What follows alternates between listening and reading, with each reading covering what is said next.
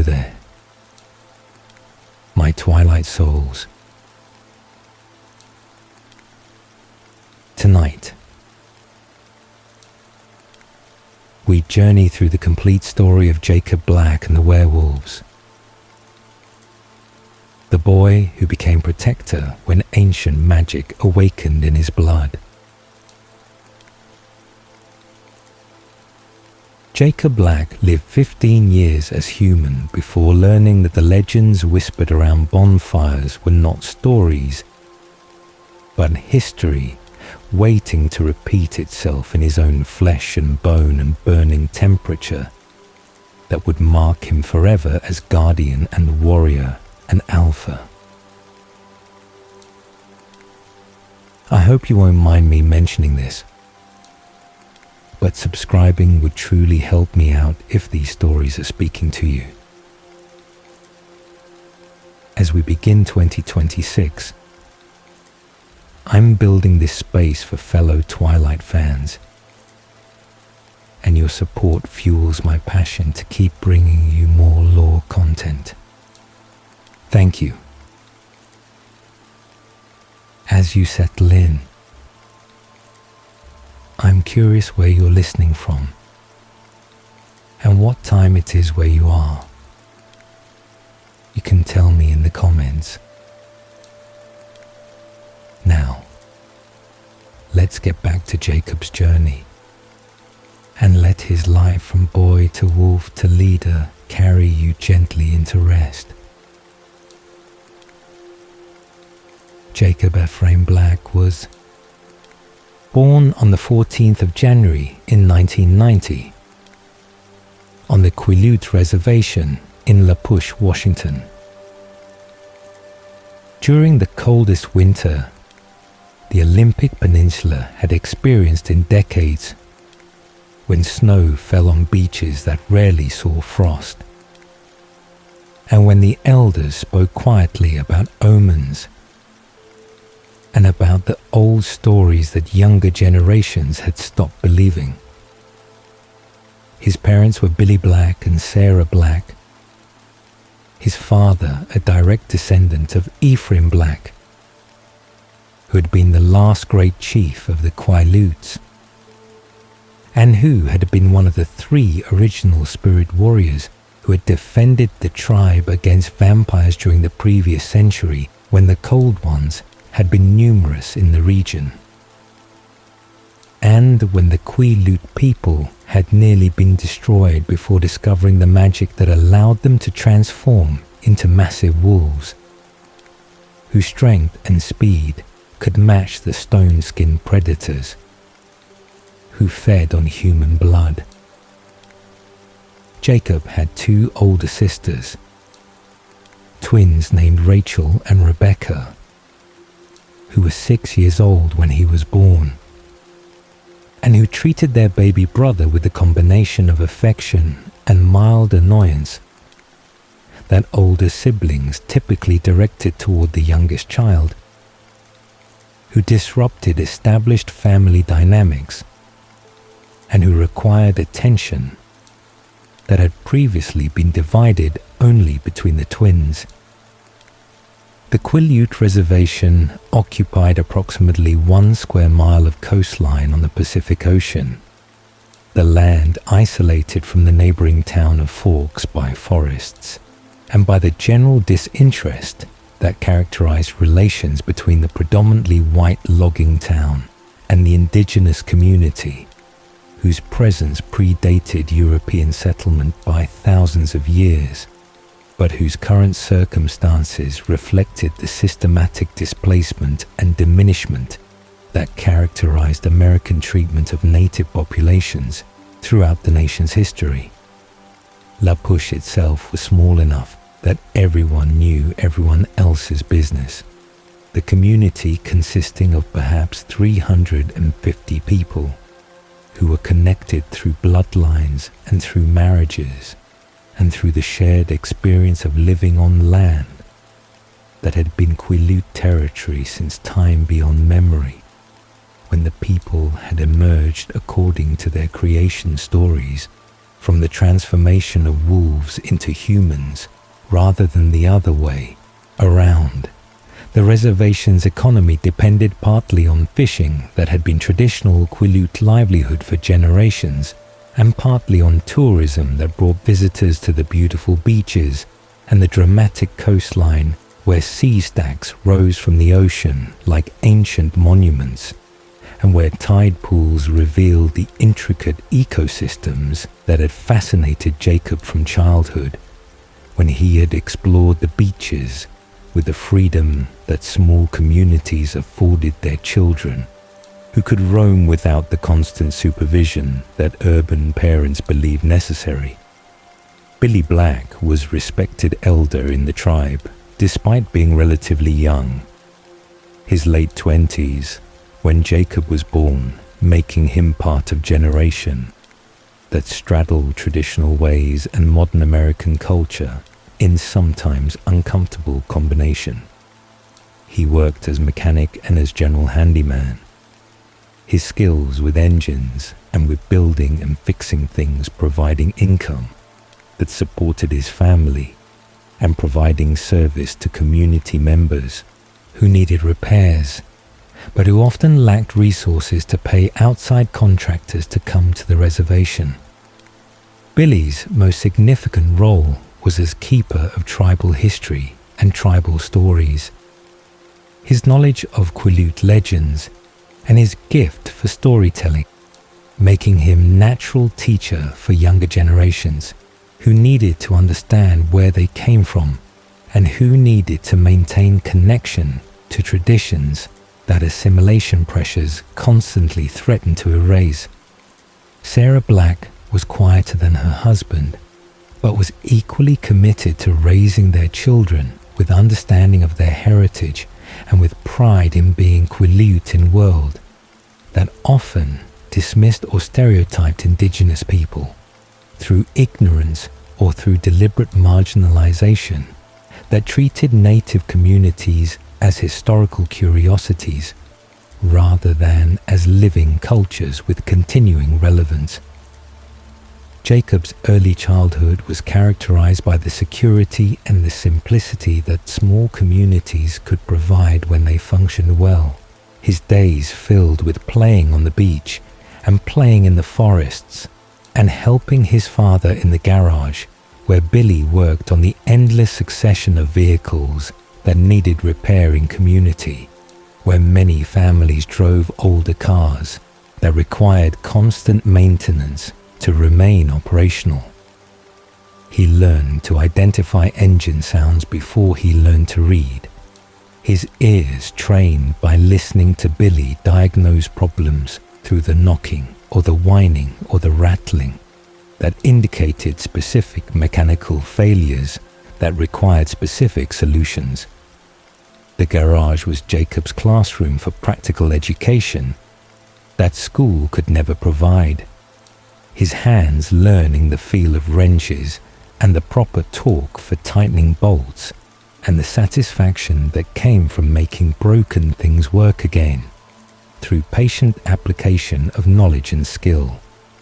Billy taught him that fixing things required understanding how they were supposed to function, that diagnosis mattered more than random attempts at repair, that good mechanics listened to what the machine was saying through its sounds and through its behaviors that revealed internal problems to those who paid attention. The year 1993 brought catastrophic change to the Black family when Sarah was killed in car accident on the highway between La Push and Forks, her death occurring on rainy November afternoon when another driver crossed the center line and hit her vehicle head-on in collision that killed her instantly and left Billy with crushed legs and severed spine that would confine him to a wheelchair for the rest of his life. Jacob was 3 years old when his mother died. His memories of her fragmentary and unreliable in the way that early childhood memories typically were when trauma disrupted the normal processes of memory formation and memory consolidation. He remembered her laugh, and he remembered her hands braiding his sister's long black hair, and he remembered the songs she sang in Quileute language that he did not yet understand, but that had sounded beautiful and had sounded safe in the way that mothers' voices always sounded to small children, who had not yet learned that safety was temporary and that loss was an inevitable part of human experience. The funeral was the first time Jacob understood that death was permanent. His 3-year-old mind struggling to comprehend why his mother was not coming home, and why his father was suddenly in wheelchair, and why his sisters cried constantly during the days that followed the accident. Billy's paralysis changed family dynamics in ways that required everyone to adjust to new reality, where the father, who had been active and mobile, was now dependent on wheelchair and was now unable to do many physical tasks that had previously been part of his role as husband and father and community member. Rachel and Rebecca took on responsibilities for household management that 9-year-old girls should not have needed to handle, their childhood effectively ending as they learned to cook and to clean and to help Billy with the daily physical tasks that paralysis made difficult or impossible without assistance. Jacob was too young to help significantly, but was old enough to understand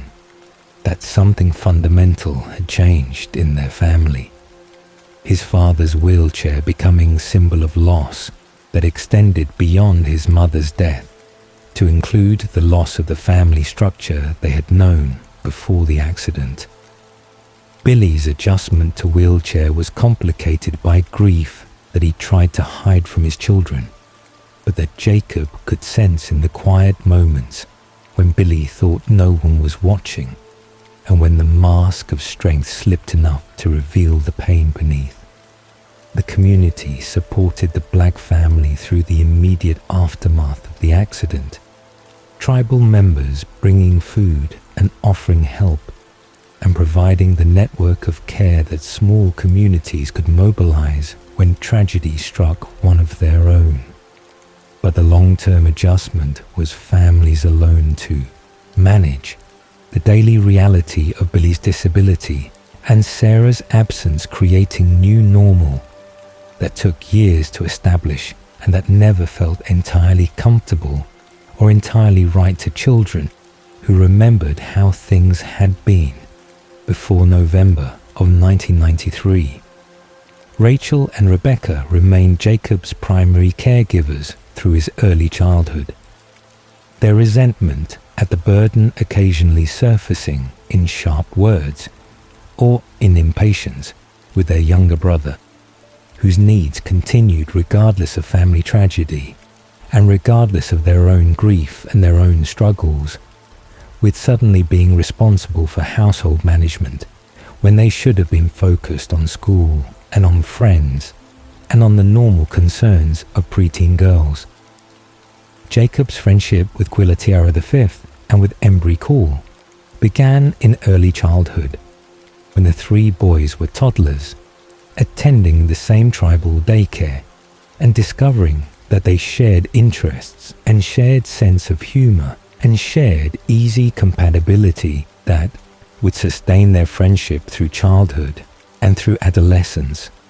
and through the transformation that would bind them even more closely than childhood friendship could bind ordinary boys who would remain ordinary humans throughout their lives. Quill was Jacob's second cousin through complicated family connections that characterized reservation life, where everyone was related to everyone else through bloodlines that went back generations, his grandfather Quilatiera III being Billy's close friend and fishing companion, who spent hours in Billy's garage talking about cars and about fishing and about tribal politics that shaped reservation life. Embry was quieter than Quill and was more serious. His single mother Tiffany Call working long hours at the clinic in Forks, and leaving Embry to spend most afternoons at Jacob's house, where Billy welcomed him and where the three boys formed unit that functioned almost as single entity through shared activities and shared secrets and shared experiences that created bonds deeper than ordinary friendship. The reservation provided safe environment for three boys to explore and to play with freedom that suburban or urban children rarely experienced in late 20th century America, when parents' fears about stranger danger and about accidents had created culture of supervision and restriction that limited children's independence. Jacob and Quill and Embry roamed the beaches and the forests without adult oversight, their parents trusting that community members would watch out for them and trusting that reservation's isolation protected them from external dangers that required constant vigilance in other places. They built forts from driftwood on First Beach, and they explored tide pools looking for starfish and sea anemones, and they caught fish from the pier using tackle that Billy had taught Jacob to maintain and to repair. When lines broke, or when hooks bent from fighting fish that were sometimes larger than the boys expected. The ocean was their playground and their teacher, its moods ranging from gentle lapping at calm beach to violent winter storms that sent waves crashing against the sea stacks with force that shook the ground and sent spray high enough to taste salt in the air hundreds of feet from the water's edge. Billy's storytelling became more important after Sarah's death. His evening sessions around the fireplace or around beach bonfires providing cultural education and providing entertainment and providing connection to Quileute history that Billy believed needed to be preserved and needed to be transmitted to younger generation who were growing up in a world that increasingly pulled them toward mainstream American culture and away from tribal traditions that could seem irrelevant or embarrassing to teenagers who wanted to fit in with peers from Forks High School, where they would eventually attend classes alongside white students whose knowledge of Quileute culture came entirely from stereotypes and from the casual racism that characterized much of rural Washington's attitude toward indigenous populations. The stories Billy told were rich with detail about Quileute origins and about the spirit warriors who had defended the tribe against the Cold Ones during the previous era, when vampires had been numerous in the region and had threatened to exterminate the Quileutes before the magic had been discovered that allowed warriors to transform into massive wolves whose strength and speed could match vampire abilities. Jacob listened to these stories with mixture of fascination and skepticism that characterized his relationship to Quileute legends throughout his childhood. His modern education teaching him that supernatural beings did not exist and that stories about spirit warriors and vampires were mythology rather than history, despite Billy's insistence that the legends were true and that the Cold Ones had been real threats that had required real defense from warriors who had sacrificed their human forms to become protectors. The story of the treaty was Billy's favorite. His telling of how Ephraim Black and the other pack members had encountered the Cullen Coven and had negotiated peace rather than fighting to mutual destruction, demonstrating the possibility of coexistence between natural enemies when both sides recognized that survival required compromise and required restraint from violence that would serve no purpose except satisfying ancient hatreds that predated any individual's memory or any individual's grievance. The treaty terms were specific and were absolute, The Cold Ones would not come onto Quileute land and would not bite any humans anywhere, and the werewolves would not expose the Cold Ones' nature to outsiders and would not attack them as long as they maintained their unusual diet of animal blood, rather than human blood that normal vampires required for sustenance. Jacob dismissed the treaty as elaborate fiction designed to teach moral lessons about cooperation and about respecting boundaries, his teenage mind unable to accept that his great-grandfather had actually negotiated with vampires, or that vampires existed at all outside horror movies and gothic novels that used supernatural beings as metaphors for various human anxieties, rather than as literal threats that required literal defense. Billy's insistence on the truth of the legends frustrated Jacob, who loved his father, but who could not reconcile the intelligent practical mechanic with the storyteller, who apparently believed in magic and in monsters,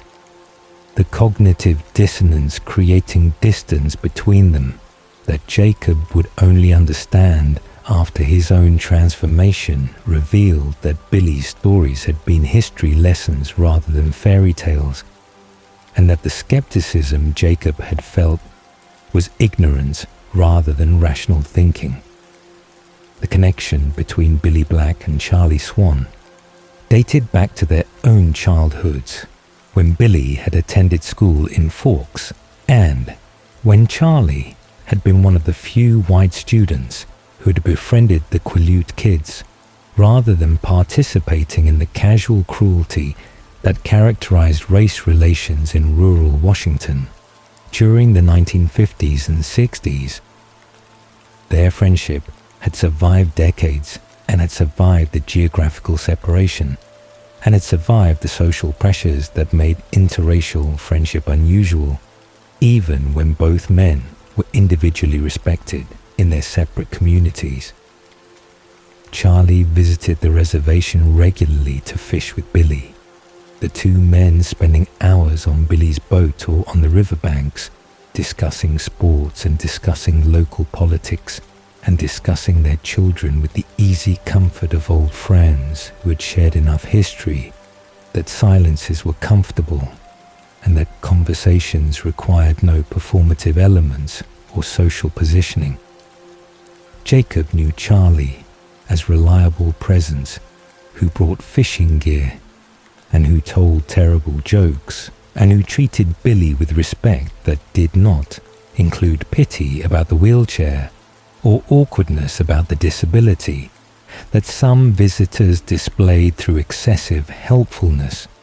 or through careful avoidance of any physical tasks that might highlight Billy's limitations. Jacob's first meeting with Isabella Swan happened on the 10th of January in 2005, when Charlie brought his daughter to the reservation to purchase Billy's old Chevrolet truck, the red pickup that had been sitting in the black driveway for years waiting for a buyer who would appreciate its character more than its numerous mechanical flaws that made it unreliable for daily driving, but made it perfect project for teenager who needed transportation and who had limited budget for vehicle purchase. Jacob was 14 years old and was in his freshman year at the reservation high school. His life characterized by the comfortable routines of reservation existence, where nothing much changed, and where excitement meant successful fishing trip, or particularly interesting engine repair in Billy's garage. Bella was 16 and was arriving from Phoenix to live with her father after her mother's remarriage had created living situation that apparently required Bella's relocation to the small rainy town she had avoided visiting for years. Her discomfort with Forks obvious in her body language and in her tone when she spoke about the move that she clearly had not wanted, but had accepted with resignation, that suggested complicated family dynamics that Jacob did not understand and did not particularly care about, given that she was Charlie's daughter and therefore existed in the adult world, that intersected with his own life only occasionally through his father's friendship with the police chief. His first impression of Bella was that she was pretty in understated way that differed from the obvious attractiveness of girls who worked at being noticed. Her brown hair and brown eyes and pale skin creating an appearance that would have been unremarkable, except for something in her expression that suggested she was more observant than she wanted people to realize and more intelligent than she was comfortable displaying. She was clearly older than him in ways that went beyond the 2-year age gap. Her sophistication and her self-possession making 14-year-old Jacob feel young and making him aware of his own awkwardness in ways that he usually did not notice when interacting with reservation kids who had known him since birth and who accepted him as simply Jacob, rather than evaluating him through the social hierarchies that apparently governed interactions in larger schools where students competed for status and for attention. The truck sale was brief transaction, Charlie and Billy negotiating price, while Jacob showed Bella the vehicle's features and explained the various quirks that she would need to understand to keep the truck running. His knowledge of the Chevy's temperament impressive enough that Bella seemed genuinely interested in his explanations about the carburetor's tendency to flood and about the transmission's reluctance to shift smoothly in cold weather. The winter and early spring of 2005 passed without further contact between Jacob and Bella, his assumption being that she had found the reservation visit mildly interesting but ultimately forgettable in the way that adults' errands typically were forgettable to teenagers who participated out of obligation rather than out of genuine interest. He returned to his normal routines of school and of working in the garage and of spending time with Quill and Embry, the three friends maintaining their close bond, despite beginning to notice girls in ways that had not been part of their friendship during childhood, when romantic interests had seemed distant and had seemed irrelevant compared to the immediate pleasures of fishing and exploring and working on mechanical projects that produced tangible results. Jacob's growth spurt was beginning during his freshman year, his height increasing rapidly enough that his clothes never quite fit properly, and that his coordination suffered from the constant adjustment to limbs that seemed to be lengthening weekly. His basketball coach, expressing frustration at Jacob's clumsiness despite his obvious athletic potential that would eventually manifest once his body finished its transformation from boy to young man. Late February brought unexpected development when a group of students from Forks High School organized beach trip to La Push, the annual event that allowed Forks teenagers to visit the reservation's beautiful coastline and to explore the tide pools and the sea stacks that made First Beach a popular destination for tourists and for locals, who appreciated the dramatic scenery and the sense of wildness that the Pacific coastline provided. Jacob and his friends attended the beach gathering, partly because it was happening on their territory, and partly because the presence of Forks students created social opportunity that reservation kids rarely experienced, given the geographical and social separation between the two communities. Bella was part of the Forks group, her presence surprising Jacob, who had assumed she would have made friends at her new school and would have integrated into social circles that would make reservation kid like himself irrelevant to her daily life. She approached him deliberately during the afternoon, her manner suggesting she had specific purpose beyond simple friendly greeting. Her questions about the Cullens and about local legends revealing that she had remembered his connection to tribal stories and that she wanted information about the mysterious family who apparently attended Forks High School with her. Jacob's willingness to tell her the legends stemmed partly from pride in his heritage and partly from the pleasure of having pretty older girl pay attention to him with focus that felt flattering, even though he recognized that her interest was in the information rather than in him personally. He walked with her along the beach away from the larger group, his recounting of the Cold One's legend and the treaty with the Cullens delivered. With the storytelling skill he had learned from Billy, his narrative including the details about spirit warriors and about the Quileute protectors who had negotiated peace with the vampire family, who claimed to be different from normal vampires because they fed on animal blood rather than on human blood. The legend sounded like obvious fiction even as Jacob told it, his own skepticism about the supernatural elements evident in his tone, despite his genuine appreciation for the stories as cultural artifacts and as historical mythology that connected him to his ancestors and to the traditions that made Quileute identity meaningful. He told Bella about the treaty terms and about how his own great-grandfather, Ephraim Black, had been one of the original pack members who had confronted the Cullens and had chosen negotiation over violence. His emphasis on the treaty's requirement that the Cold Ones never bite humans, revealing information that Jacob thought was simply interesting detail in fictional story, but that was actually providing Bella with confirmation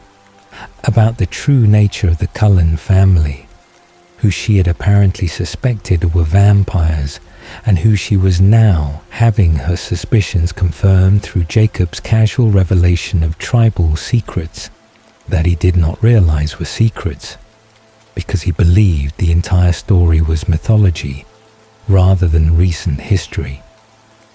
Bella's reaction to the legend was difficult for Jacob to interpret, her facial expressions suggesting she was taking the story more seriously than he intended, and her questions about specific details revealing focus that went beyond casual curiosity about local folklore. She asked whether the Cullens still lived in the area, and whether the treaty still applied, and whether the Quileutes actually believed in the legend or whether it was simply story that elders told to preserve cultural traditions. Jacob answered honestly that most younger Quileutes dismissed the legends as superstition, that Billy was unusual in his insistence that the stories were literally true, that Jacob himself thought the Cold Ones were metaphor for some historical conflict that had been transformed through retelling into supernatural narrative. The conversation ended when other students called them back to the larger group, Bella thanking him for the stories with warmth that made Jacob hope she might seek him out again, even though he recognized that the age difference and the social distance between reservation and town made friendship unlikely beyond this single afternoon interaction. The spring semester continued without contact from Bella. Jacob's occasional thoughts about her dismissed as normal teenage attraction that would fade through lack of reinforcement, his focus returning to his immediate concerns of school and of working on the rabbit that he and Billy were restoring in the garage as a long-term project that would eventually provide Jacob with vehicle of his own once they had replaced the engine and had repaired the transmission and had addressed the numerous other mechanical issues that made the Volkswagen currently undrivable. His sophomore year was approaching. the transition from freshman to sophomore feeling significant in ways that probably would not actually matter, but that felt important to 14-year-old perspective, that measured status through grade level and through social positioning within small high school, where everyone knew everyone else, and where reputations established in elementary school persisted through graduation, unless dramatic events forced re-evaluation. September of 2005 began Jacob's sophomore year, with the normal anxieties and the normal excitement that characterized the start of academic year. His classes manageable and his social life comfortable within the familiar environment of reservation school,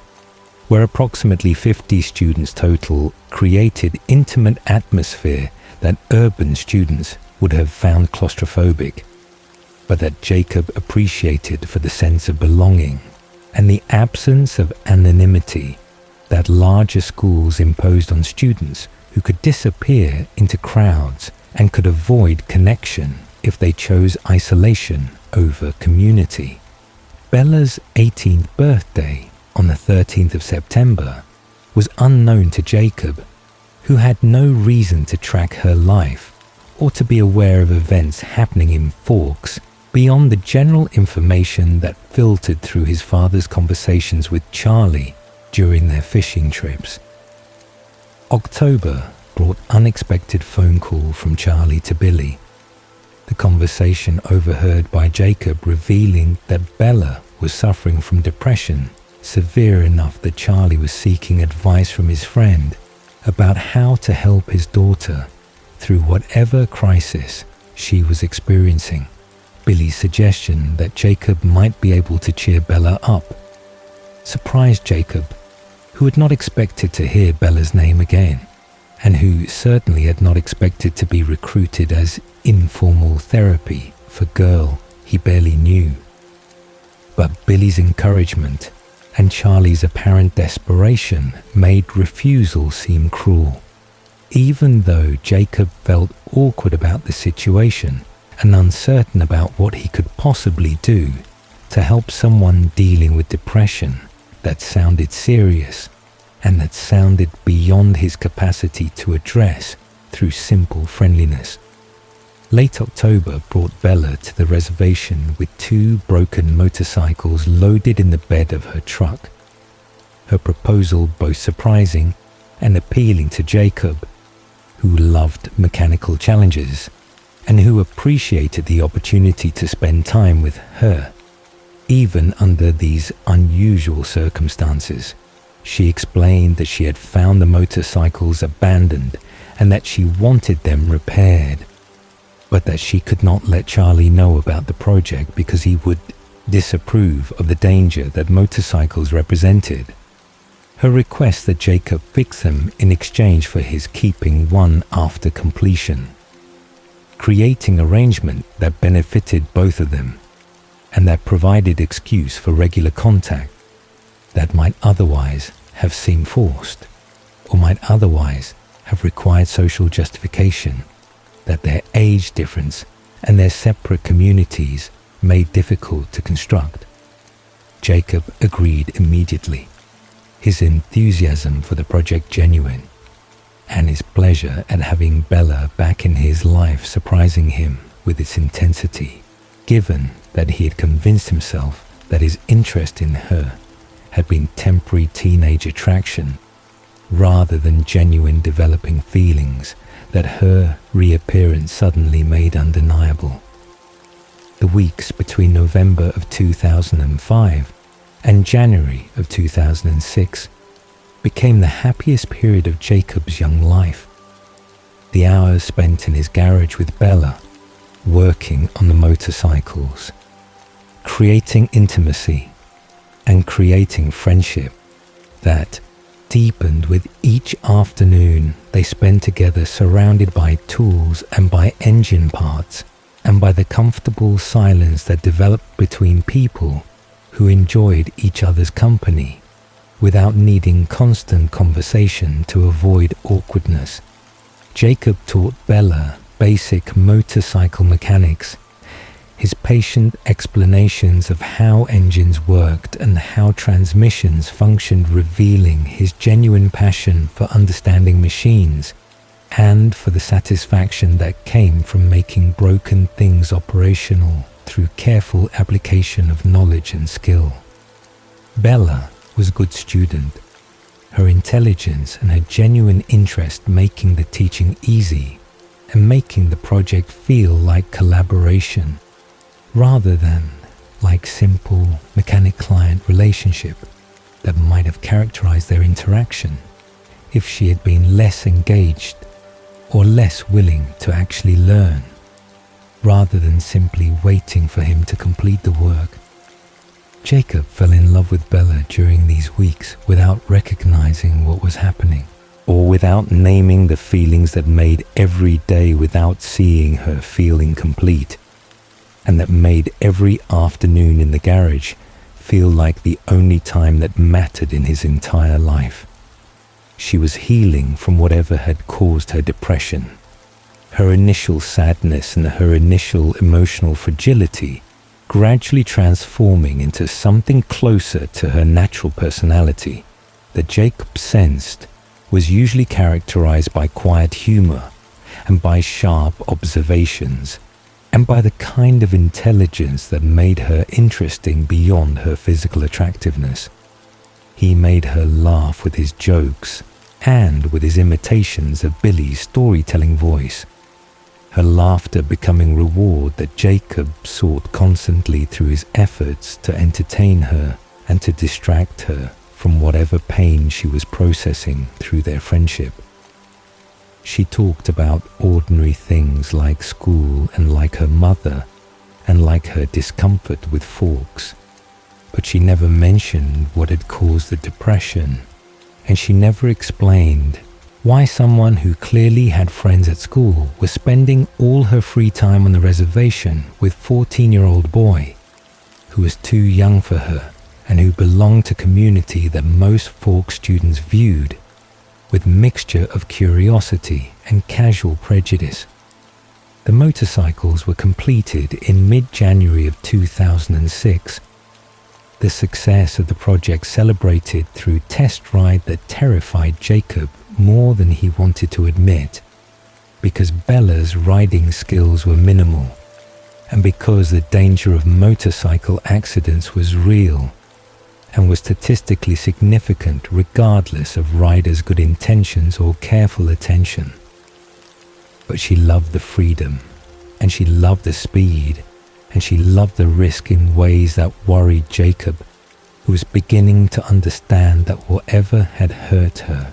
had left her with reckless streak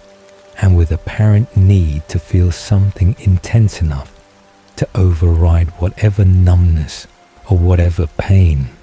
she was still carrying beneath the surface improvements he had witnessed across their weeks together. His role in her life was becoming clear, even though neither of them spoke about it directly. He was her sun, her warmth, her connection to simple happiness that she had lost somehow and that she was finding again through their friendship that was healing her in ways that Jacob did not fully understand, but that he recognized were important and were meaningful beyond the surface pleasures of working on motorcycles together. Late January brought changes in Jacob that he initially dismissed as normal illness, the fever and the body aches, and the general malaise feeling like flu, or like some other routine sickness that would pass within days, and that required nothing except rest, and perhaps some of Billy's traditional remedies that combined tribal plant knowledge with modern medicine in ways that usually work reasonably well for minor ailments. But the fever climbed higher than normal flu would produce, his temperature reaching 108 degrees Fahrenheit and staying there for days without breaking and without responding to medication that should have reduced it to manageable levels. His body ached in ways that felt like his bones were breaking and reforming, the pain intense enough that sleep became impossible and that normal activities became unthinkable, when simply moving required effort that exceeded his capacity. Billy's behavior during Jacob's illness was strange in ways that Jacob noticed, despite his fever and despite his confusion, his father's knowing looks, and his refusal to take Jacob to hospital, suggesting that Billy understood what was happening and that Billy was deliberately keeping Jacob isolated from medical intervention that might have revealed whatever was causing symptoms that exceeded normal illness parameters. Sam Yulee began visiting the house daily, his presence unwelcome to Jacob, who had disliked Sam for years because of Sam's apparent cult that had absorbed several reservation boys, including some of Jacob's classmates who had disappeared from school and who had reappeared weeks later with short hair and with new muscular builds and with disturbing tendency to follow Sam everywhere and to defer to his authority in ways that seemed creepy and seemed like warning sign of dangerous group dynamics. Billy's trust in Sam infuriated Jacob, who wanted answers about what was happening to his body and who wanted treatment for illness that was clearly serious and was clearly beyond normal teenage sickness. But Billy remained evasive and remained frustratingly calm about situation that should have produced parental panic about son's health and son's safety. The fever consumed Jacob completely during the first week of February in 2006,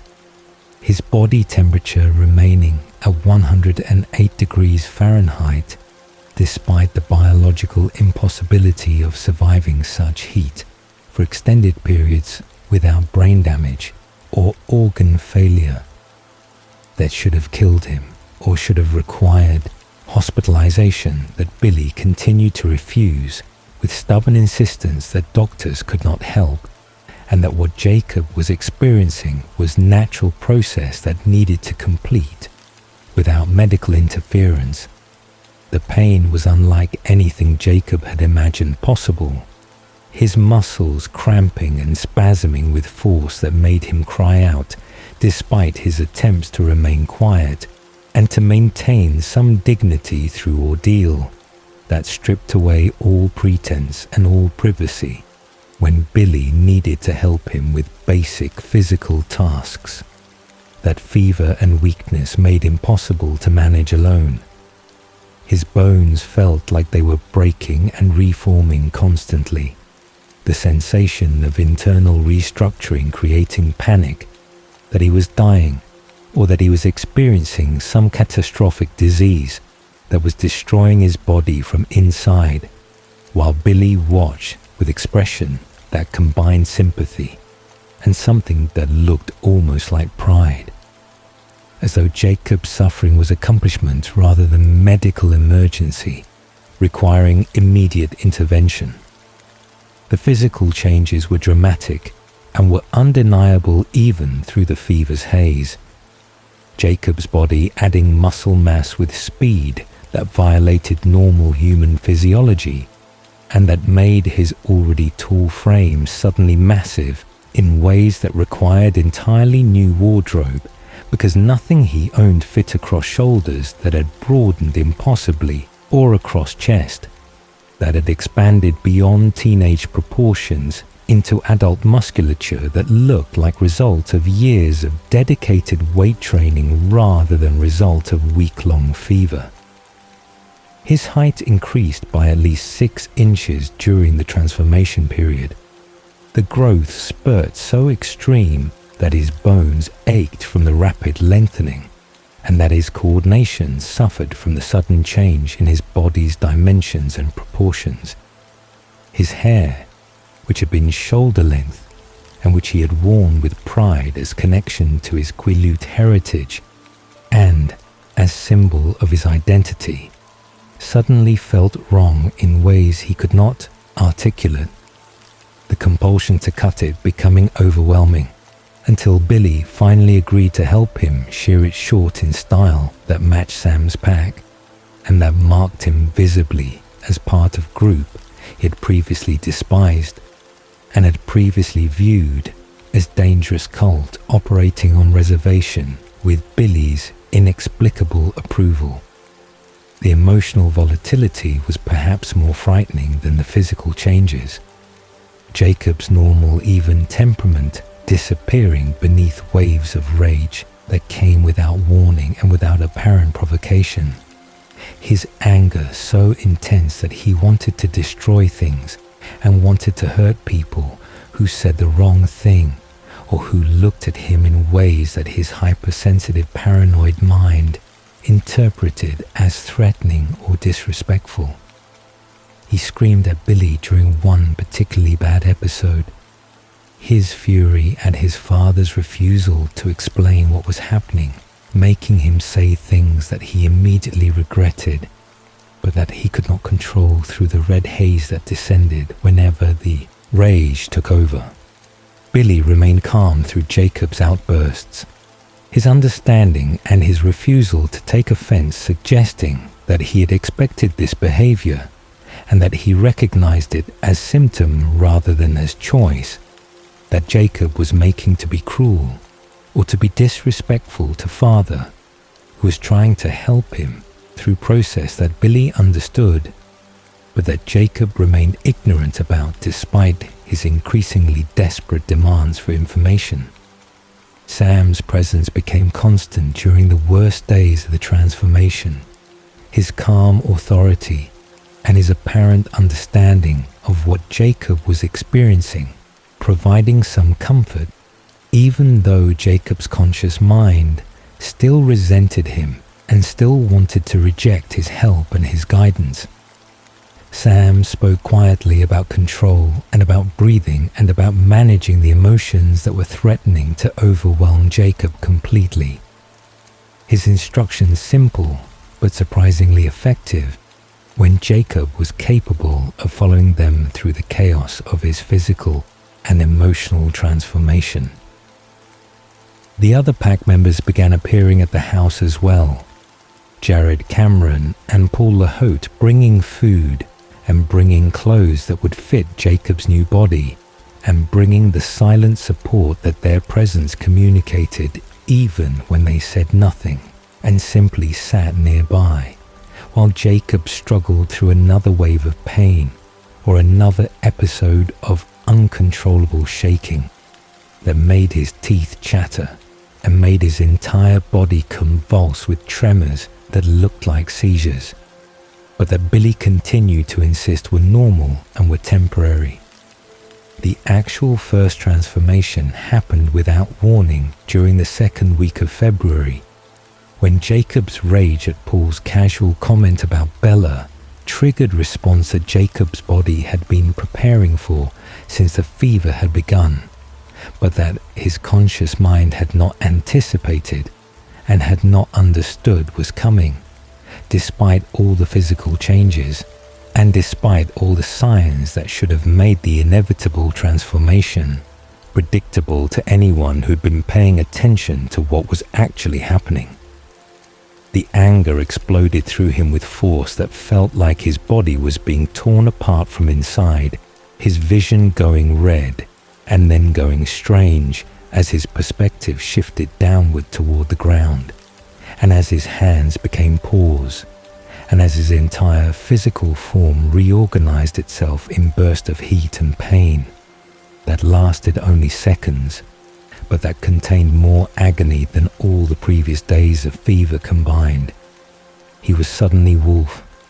his human consciousness trapped inside animal body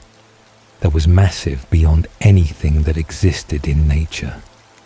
His size comparable to horse rather than to normal wolf, whose dimensions would have been fraction of the creature that Jacob had become through transformation that legends had described, but that he had never believed until experiencing it directly through his own flesh, reorganizing itself into new configuration. The pack mind opened to him in the same instant that his transformation completed, the sudden awareness of other consciousnesses sharing his mental space, creating terror and creating violation that felt like having his skull cracked open and having his most private thoughts exposed to witnesses who could see everything and who could hear everything and who could access every memory and every feeling that Jacob had ever had or ever would have. Sam's voice in his mind was calm and was commanding,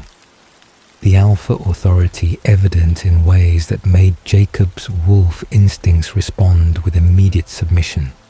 even though his human mind rebelled against the loss of autonomy and against the pack hierarchy that apparently governed werewolf existence, and that placed Sam at the top with power that included ability to command absolute obedience through voice that carried weight beyond normal speech.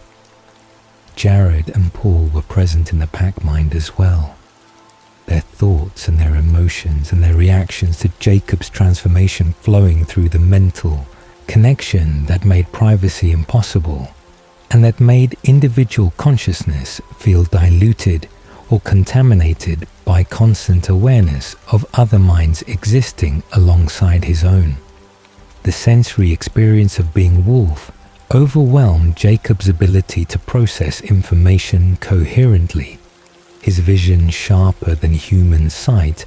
but differently organized with better motion detection and better night vision, but worse color discrimination that made the world look washed out compared to human color perception. His hearing extended into frequency ranges that humans could not detect.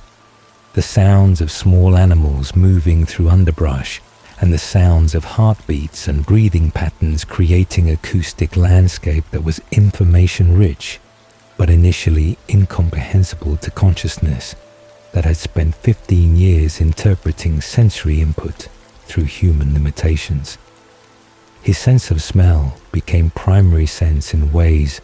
that human experience had never approached, each scent carrying detailed information about what had created it,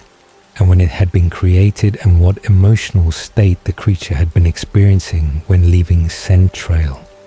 that Jacob could follow with accuracy that felt like reading map, written in chemical language that his wolf brain understood intuitively, even though his human consciousness struggled to translate the olfactory data into concepts that made sense. Sam's explanation through the pack mind provided context that Jacob's direct experience could not supply. The Alpha's thoughts revealing that the Cullen's return to Forks had triggered the dormant werewolf gene that existed in some Quileute bloodlines and that had remained inactive for generations until vampire proximity had awakened it through mechanism that connected the protectors to the threats they were designed to defend against. The transformation was genetic destiny rather than choice. Jacob's DNA containing instructions that had been waiting since his birth to activate if circumstances required protectors to manifest and to defend the tribe against cold ones whose presence made the transformation necessary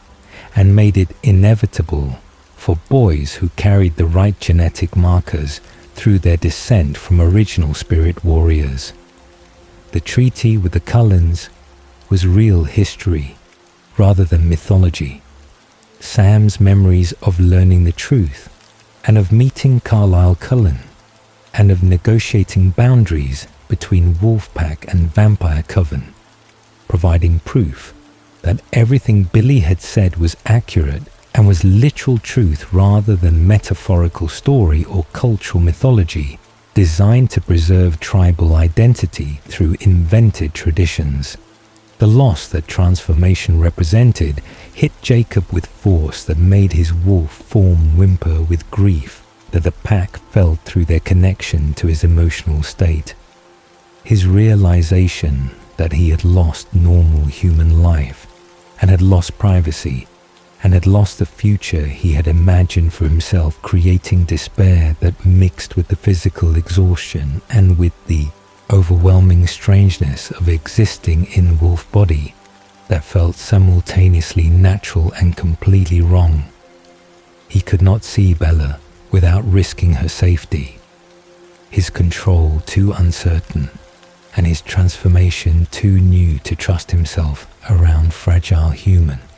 whose scent would trigger instincts that he did not yet know how to manage or how to suppress through will alone.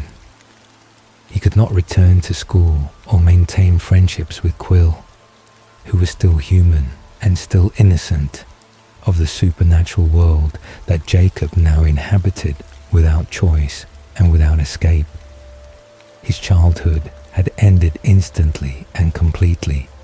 the transformation marking boundary between before and after that could never be crossed back toward innocence or toward the simplicity of believing that the world contained only what science could explain and what human experience could comprehend through normal perception.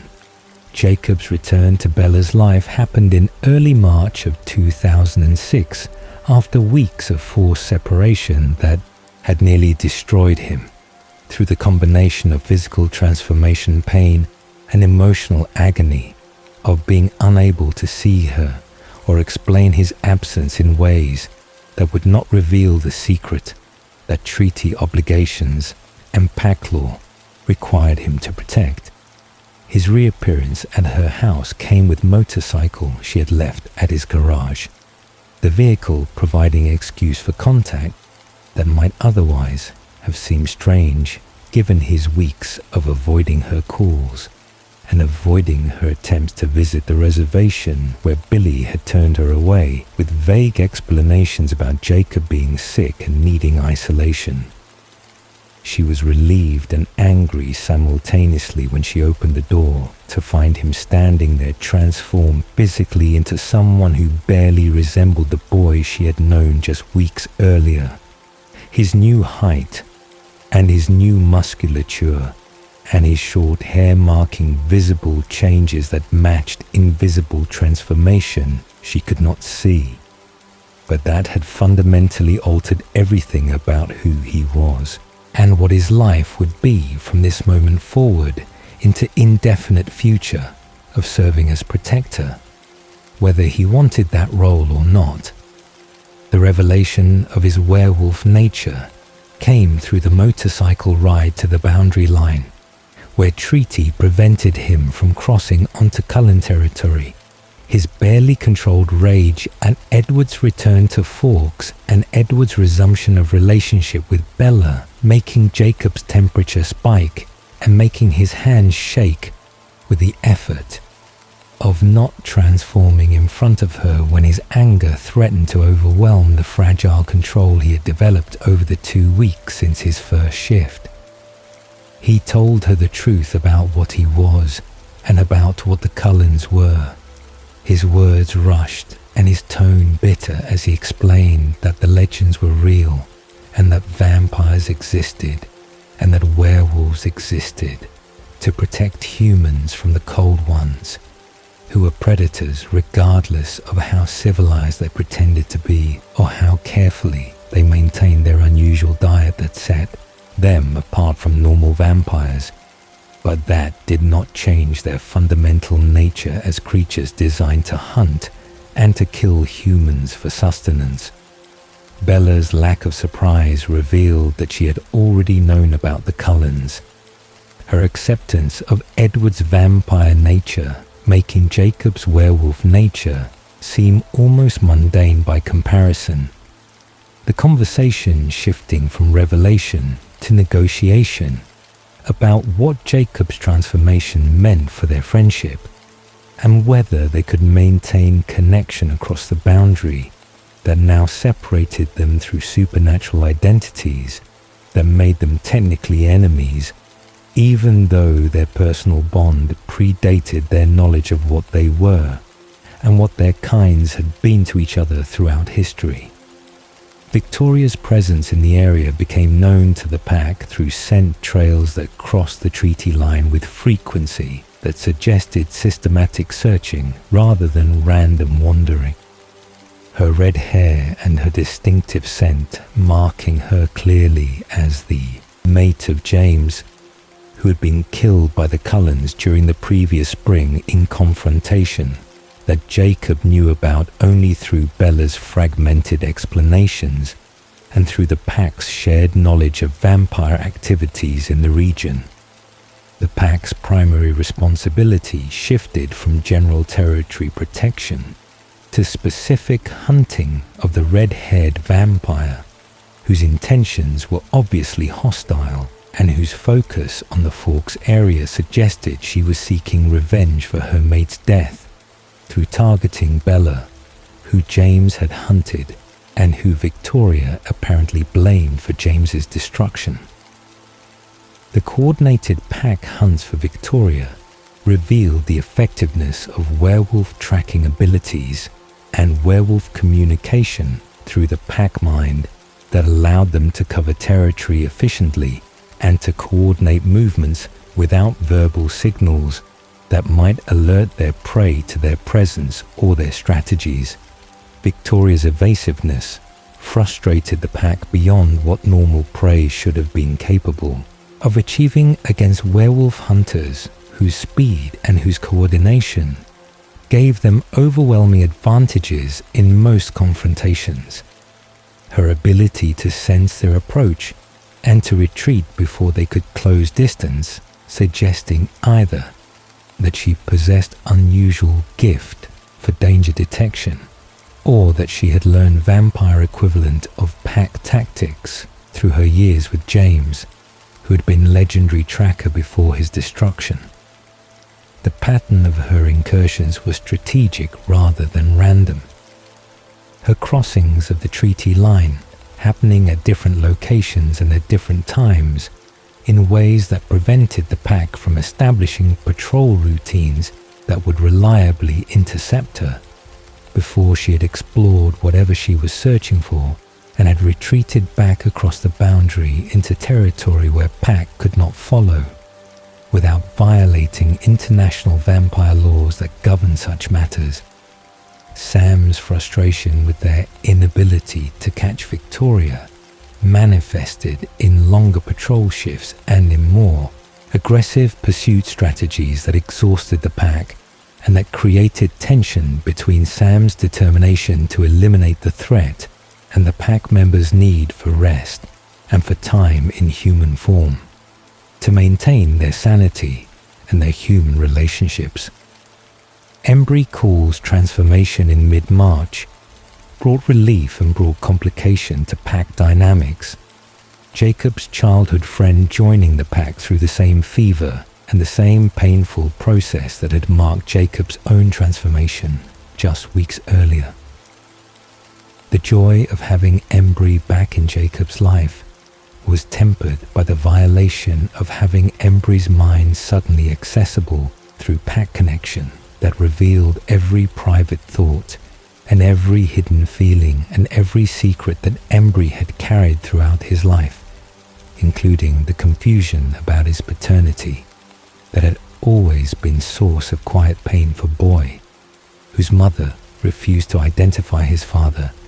beyond confirming that the man was Quilute. The pack mind revealed uncomfortable truth that Embry's father was one of the 3 men who had been young and had been active on the reservation during the appropriate time period. Either Sam's father Joshua Yulee, or Quill's father Quillatera IV, or Jacob's own father Billy Black. The genetic certainty that one of these men had fathered Embry, creating awkwardness and creating potential for family disruption if the identity became known publicly, rather than remaining private knowledge shared only through pack bond that could not be discussed outside the mental space where all secrets were visible to all members. The pack now numbered 5 wolves, with the addition of Embry to the existing group of Sam, Jared, Paul, and Jacob, the increased numbers providing better territory coverage, but also making the pack mind more crowded and making privacy even more impossible when 5 consciousnesses shared single mental space during patrol shifts that lasted hours and that made separation between individual thoughts increasingly difficult to maintain. Jacob's role in the pack was evolving beyond newest member towards something that felt like second in command, despite his youth and despite his recent transformation. His natural leadership qualities and his strategic thinking during hunts earning respect from pack members who initially had viewed him as inexperienced liability, but who now recognized his value and his instinctive understanding of pack tactics that usually required years to develop. His size advantage over the other wolves was significant and was unusual even by werewolf standards. His massive form in wolf shape exceeding Sam's dimensions by enough that pack members joked that Jacob must have extra Quileute blood or must have descended from particularly powerful spirit warrior whose genetics had concentrated in Billy's line and had manifested in Jacob with unusual intensity. Quileteara's transformation in early April completed the childhood friendship trio, his joining the pack, bringing relief to Jacob and Embry, who had missed their friend and who had struggled with maintaining connection to Quill, while hiding the truth about what they had become and why they had disappeared from normal reservation life. Quill's terror during his first transformation and his rage at being forced into pack life without choice mirrored Jacob's own initial response. The newest wolf's anger at Sam and at the genetic destiny that had stolen his human future, creating tension that the pack absorbed through shared consciousness that made everyone experience Quill's grief and Quill's resentment until time and adaptation gradually reduced the intensity of his negative emotions toward manageable background noise rather than overwhelming primary experience. The pack now numbered 6 wolves, the group larger than it had been in generations and reflecting the serious nature of the vampire threat that had triggered so many transformations among boys who carried the protector gene but who might have lived normal human lives if the Cullens had not returned to Forks and if Victoria had not been hunting in the area. The Cullen problem dominated Jacob's emotional landscape throughout the spring of 2006. His hatred of Edward Cullen specifically and vampires generally warring with his love for Bella, who had chosen to return to relationship with a creature that Jacob's instincts identified as predator and as enemy, regardless of Edward's claims about being civilized or about being different from normal vampires. Watching them together created physical pain that Jacob felt in his chest and in his gut. The jealousy and the protective fury mixing into toxic emotional state that made transformation difficult to control. And that made his temperature spike whenever he saw Edward's pale hand touching Bella's arm, or Edward's cold lips kissing Bella's forehead in gestures of affection that looked to Jacob like predator marking prey, rather than like genuine love or genuine care. The pack felt his pain through their connection, the shared experience of his heartbreak, creating sympathy and creating frustration among pack members who wanted to help but who had no solution to offer, when the problem was that Bella loved a vampire and that treaty prevented them from simply killing the Cullen who had stolen Jacob's chance at happiness with girl he had loved since childhood without knowing he loved her. Jacob's betrayal of Bella's trust by revealing her motorcycle activities to Charlie represented a desperate attempt to separate her from Edward through any means available, even if those means included breaking her confidence and causing her to be grounded by her father, who would restrict her movements and would theoretically keep her away from the vampire, whose presence in her life made Jacob's existence unbearable. The rationalization that he was protecting her from danger was partially true, but was primarily excuse for action that was motivated by selfish desire to remove Edward from the equation and to create opportunity for Bella to recognize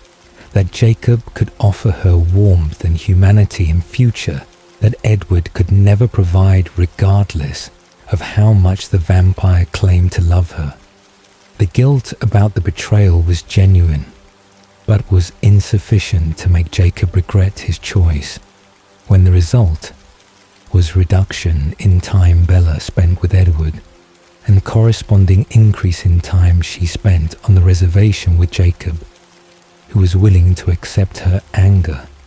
if acceptance meant having her near him and having chance to demonstrate that he was better choice than the cold, dead thing she persisted in loving despite all rational arguments against continuing relationship with vampire. Sam Yuli's imprint story became known to Jacob through pack-mind exposure to Sam's memories and through Sam's continuing complicated relationship with Emily Young, who had been engaged to Leah Clearwater before Sam's imprint had destroyed that relationship and had created permanent rift between former friends who had become enemies through no fault of their own, except the misfortune of supernatural bond overriding human choices and human commitments. The tragedy of imprinting became clear through Sam's experience. The absolute nature of the bond removing free will and removing choice about who to love and replacing voluntary affection with compulsory devotion that could not be resisted or controlled regardless of previous relationships or previous commitments. Emily's scars from Sam's loss of control during the early days after his imprint served as constant reminder of the danger inherent in werewolf nature and as warning about the importance of maintaining discipline, even when emotions ran high and when transformation threatened during moments of stress or anger or intense feeling. Jacob's fear of imprinting grew from understanding Sam's experience, his recognition that imprinting could destroy his love for Bella by replacing it with unwanted devotion to someone else, making him hope desperately that he would never experience the bond that everyone described as perfect and as beautiful, but that looked to Jacob like loss of autonomy and like surrendering control over his own heart and his own future to biological imperative that cared nothing about human preferences or human happiness. The pack mind created intimacy that exceeded anything Jacob had experienced through human relationships. The constant awareness of pack brothers' thoughts and feelings and memories making them closer than family and making privacy obsolete in ways that were simultaneously comforting and violating, depending on what was being shared and whether the information being exposed was something Jacob wanted others to know. Paula Hote's barely controlled rage became everyone's problem through the pack bond. His anger issues and his hair-trigger temper creating dangerous situations that required other pack members to help him maintain human form when provocations threatened to make him transform in public places where exposure would violate the secrecy that protected werewolf existence. Jared Cameron's contentment with his girlfriend Kim provided relief from the pack's general emotional turmoil. His genuine happiness and his satisfaction with normal teenage relationship offering glimpse of what life could include beyond duty and beyond supernatural complications. The violation and the comfort of pack mind existed simultaneously. The loss of privacy terrible and wonderful depending on whether the thoughts being shared were shameful or were affirming. The brotherhood created through forced intimacy deeper than choice could have created, but also more invasive than friendship should require. The Seattle newborn army threat emerged gradually through May of 2006 as strange patterns of killings in the city north of Forks began drawing attention from human authorities who attributed the deaths to serial killer or to gang violence that was spilling into residential areas with frequency that made the news cycle focus on Seattle's apparently deteriorating public safety. The pack recognized the killings as vampire activity through the sheer number of deaths and through the careless nature of the attacks that left bodies displayed in ways that suggested the killers were either very young vampires who had not yet learned discretion, or were very old vampires who no longer cared about maintaining the secrecy that vampire survival depended upon in modern world, where forensic science and digital surveillance made hiding supernatural activity increasingly difficult. The scent trails leading south from Seattle toward Forks revealed that someone was creating newborn vampires systematically and was directing them toward specific target, rather than simply losing control of creations in ways that characterize most newborn situations, where Maker transformed humans impulsively and then abandoned them to their bloodlust without proper training or proper supervision. Jacob's analysis through pack discussions and through shared strategic thinking identified Victoria as the likely creator of the newborn army. Her motive for revenge against the Cullens and against Bella, specifically providing explanation for why someone would invest the resources and take the risks associated with creating and maintaining group of newborn vampires, whose volatility and whose strength made them dangerous even to their creator. The realization that Victoria had spent months planning systematic attack, rather than simply attempting direct assault, demonstrated intelligence and demonstrated patience that made her far more dangerous than the pack had initially assessed when they had assumed she was simply grieving mate-seeking quick revenge rather than strategic enemy preparing military operation designed to overwhelm the Cullens through numerical advantage that newborn strength would multiply into force, that even Carlisle's experienced coven might struggle to defeat. Sam's immediate concern was protecting the reservation and protecting Forks from collateral damage that newborn army would inevitably cause if the vampires were allowed to rampage through the region, hunting for Bella. His strategic calculations suggesting that alliance with the Cullens against common enemy made more sense than maintaining strict neutrality and hoping that vampire conflict would remain contained without affecting Quileute territory or Quileute people. The historic meeting at the treaty line brought Sam's pack face to face with the Cullens for first time since the treaty had been negotiated generations earlier by Ephraim Black and Carlisle Cullen. The gathering happening in neutral territory, where both sides could maintain their guard while negotiating terms of temporary alliance against Victoria's approaching army. Jacob's presence at the negotiation was required by his position as second in the pack, and by his connection to Bella, who was the target of Victoria's revenge, and who therefore was central figure in the conflict,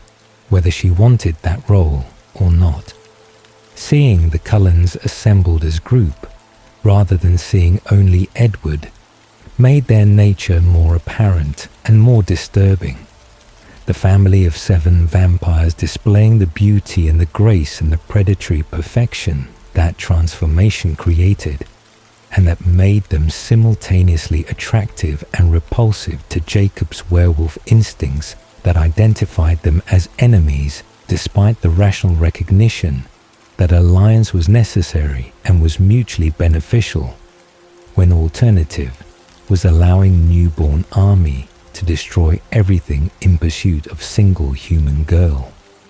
Carlisle Cullen's diplomatic approach to the negotiation impressed Jacob despite his prejudice against vampires and despite his specific hatred of Edward, who stood slightly behind his father with expression that combined concern for Bella's safety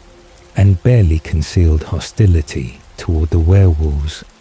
whose presence clearly made him as uncomfortable as the vampire's presence made the pack. The treaty terms were simple and were temporary, the alliance lasting only until Victoria and her army were destroyed, and then reverting to previous arrangement, where Cullens stayed off Quileute land, and werewolves refrained from attacking Cullens as long as they maintained their vegetarian lifestyle and maintained their commitment to not biting humans. Sam's acceptance of Carlisle's terms represented pragmatic leadership that prioritized survival over pride. His willingness to work with traditional enemies demonstrating the flexibility that effective alphas required when circumstances demanded adaptation, rather than rigid adherence to historical patterns that might have made sense in previous eras, but that made less sense when facing existential threat that required unusual alliances and required cooperation between species that had been created specifically to destroy each other. Jasper Whitlock's training sessions transformed the alliance from theoretical cooperation into practical military preparation. The vampire's expertise in fighting newborns coming from his decades leading newborn armies during the Southern Vampire Wars that had consumed Mexico and the American Southwest during the 19th century, when vampire covens had fought for territory through creating disposable soldiers whose strength and whose ferocity made them effective weapons despite their lack of discipline and their tendency to attack anything including their own creators if bloodlust overwhelmed whatever minimal control they possessed. The pack learned through Jasper's demonstrations that newborns were strong but were stupid. Their recent transformation leaving them operating primarily on instinct, without the experience and without the strategic thinking that older vampires developed through centuries of existence. The werewolves' advantage was that newborns had never fought werewolves and therefore had no defensive strategies and no understanding of how to counter the pack's coordination and the pack's communication that allowed them to function as single organism with multiple bodies,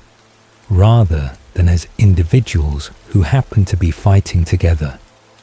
The training revealed the surreal nature of the alliance, as Jacob found himself working alongside Edward Cullen to practice coordinated attacks against Jasper, who volunteered to play the role of newborn vampire and who moved with speed that made him nearly invisible even to werewolf vision that could track normal vampire movement with relative ease. The strange respect that developed between Jacob and Jasper came from shared military mindset and from mutual recognition that both of them understood combat in ways that the other pack members and the other Cullens did not understand, because they had not spent years fighting and had not developed the tactical thinking and the willingness to make hard choices that warfare required, Jasper's casual acceptance of the pack's existence and his complete lack of moral judgment about what they were created contrast with Edward's obvious discomfort and with Rosalie's barely concealed disgust at having to cooperate with werewolves whose scent apparently offended her refined vampire sensibilities in ways that made Jacob want to transform just to make her more uncomfortable. The camping trip strategy for protecting Bella during the battle was designed by Edward and reluctantly accepted by Jacob, who wanted to fight alongside his pack, but who recognized that his presence guarding Bella provided insurance against Victoria, attempting to bypass the main battle and to attack Bella directly while the defenders were occupied with her army. Seth Clearwater volunteered to accompany them as additional guard. The youngest pack member's enthusiasm and his sunny disposition making him Jacob's favorite pack brother, despite Seth's inexperience and despite his tendency to see the best in everyone, including vampires who Seth thought were fascinating rather than thinking they were abominations that deserved destruction. The 3 days on the mountain waiting for the battle to begin tested Jacob's control and tested his patience, as he was forced into close proximity with Edward in small tent where Bella slept between them, and where the rivals were forced to cooperate in keeping her safe despite their mutual hatred and despite their competing claims on her affection and her future. The tent scene during the blizzard that swept through the mountains on the second night became crucible for all the tension and all the competing desires that had been building since Edward's return to Forks had destroyed Jacob's hope that Bella might eventually choose him over the vampire she persisted in loving despite all rational arguments against that choice. Bella's temperature was dropping dangerously low, despite Edward's attempts to warm her with blankets and with his own body that he pressed against her in desperate attempt to transfer heat that his vampire physiology could not generate because his body temperature was fixed at ambient temperature of whatever environment he occupied. Jacob's offer to warm her with his own supernatural heat was humiliating for Edward and was satisfying for Jacob, who took pleasure in being able to provide something that the vampire could not provide, despite all Edward's other advantages of immortality and beauty, and the mind-reading gift that allowed him to know everyone's thoughts except Bella's, which remained frustratingly closed to him through whatever shield her mind possessed that made her immune to his primary ability. The conversation that unfolded during the hours when Jacob held Bella against his chest and shared his heat with her body, while Edward sat nearby and listened to Jacob's thoughts through his telepathy, created strange intimacy between rivals who discovered, through forced proximity, that they shared genuine love for Bella and genuine desire for her happiness, even if they disagreed fundamentally about what would make her happy or what would keep her safe in a world that contained both vampires and werewolves, and all the dangers that came with existing between supernatural forces that saw humans as either prey or as protected species, depending on individual vampires' dietary choices. Edward's proposal to Bella happened during this conversation. His offer of marriage and his promise to transform her himself if she agreed to marry him, first representing compromise that Jacob found disgusting and found manipulative, but that Bella accepted with eagerness that revealed she had wanted the proposal and had been waiting for Edward to overcome his old-fashioned reservations about intimacy before marriage, that apparently had been preventing their relationship from progressing in ways that modern couples would have progressed without requiring formal ceremony or legal contract. Jacob's devastation at hearing Bella accept Edward's proposal manifested as threat to join the battle suicidally.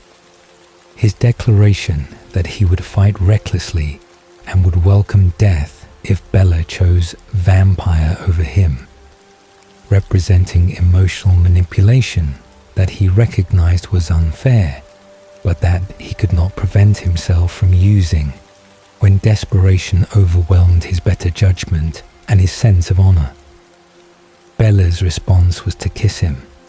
her lips pressing against his with intensity that revealed she felt something for him beyond simple friendship, despite her love for Edward and despite her commitment to the future she had chosen with the vampire who could give her immortality, but who could never give her the warmth and the humanity and the normal life that Jacob represented. The kiss was everything Jacob had imagined and was nothing like he had hoped. The sweetness of her mouth and the softness of her lips providing momentary joy that was immediately destroyed by the recognition that she was kissing him to manipulate him and to keep him safe rather than kissing him because she genuinely wanted him the way he wanted her, with complete devotion and complete commitment that transcended rational thought or rational planning about compatible futures. The realization that Bella loved him came through the kiss and through her reaction afterward, her confusion and her distress revealing that her feelings were more complicated than simple friendship, but were less powerful than her love for Edward, whose claim on her heart was primary and was permanent despite whatever affection she felt for Jacob, who would always be second choice and would always be the warmth she turned to when Edward's coldness became too much, but who would never be the partner she chose for her forever when forever meant immortal vampire existence rather than normal human lifetime. Jacob's bitter acceptance of his position in her life represented maturation beyond his 16 years. His recognition that loving someone sometimes meant accepting that you would never be what they needed most, and that you would never occupy the central position in their life that you wanted to occupy, despite all your efforts and despite all your worthiness as partner, who could offer things that her first choice could never provide. The battle against Victoria's newborn army happened on schedule according to Alice Cullen's visions that showed the exact time and the exact location where the newborns would emerge from the forest and would attack the clearing where the Cullens and the pack waited in formation to meet them. Jacob heard the battle through Seth's mind and through the pack bond that remained accessible even at distance. The reports of the fighting coming through in real time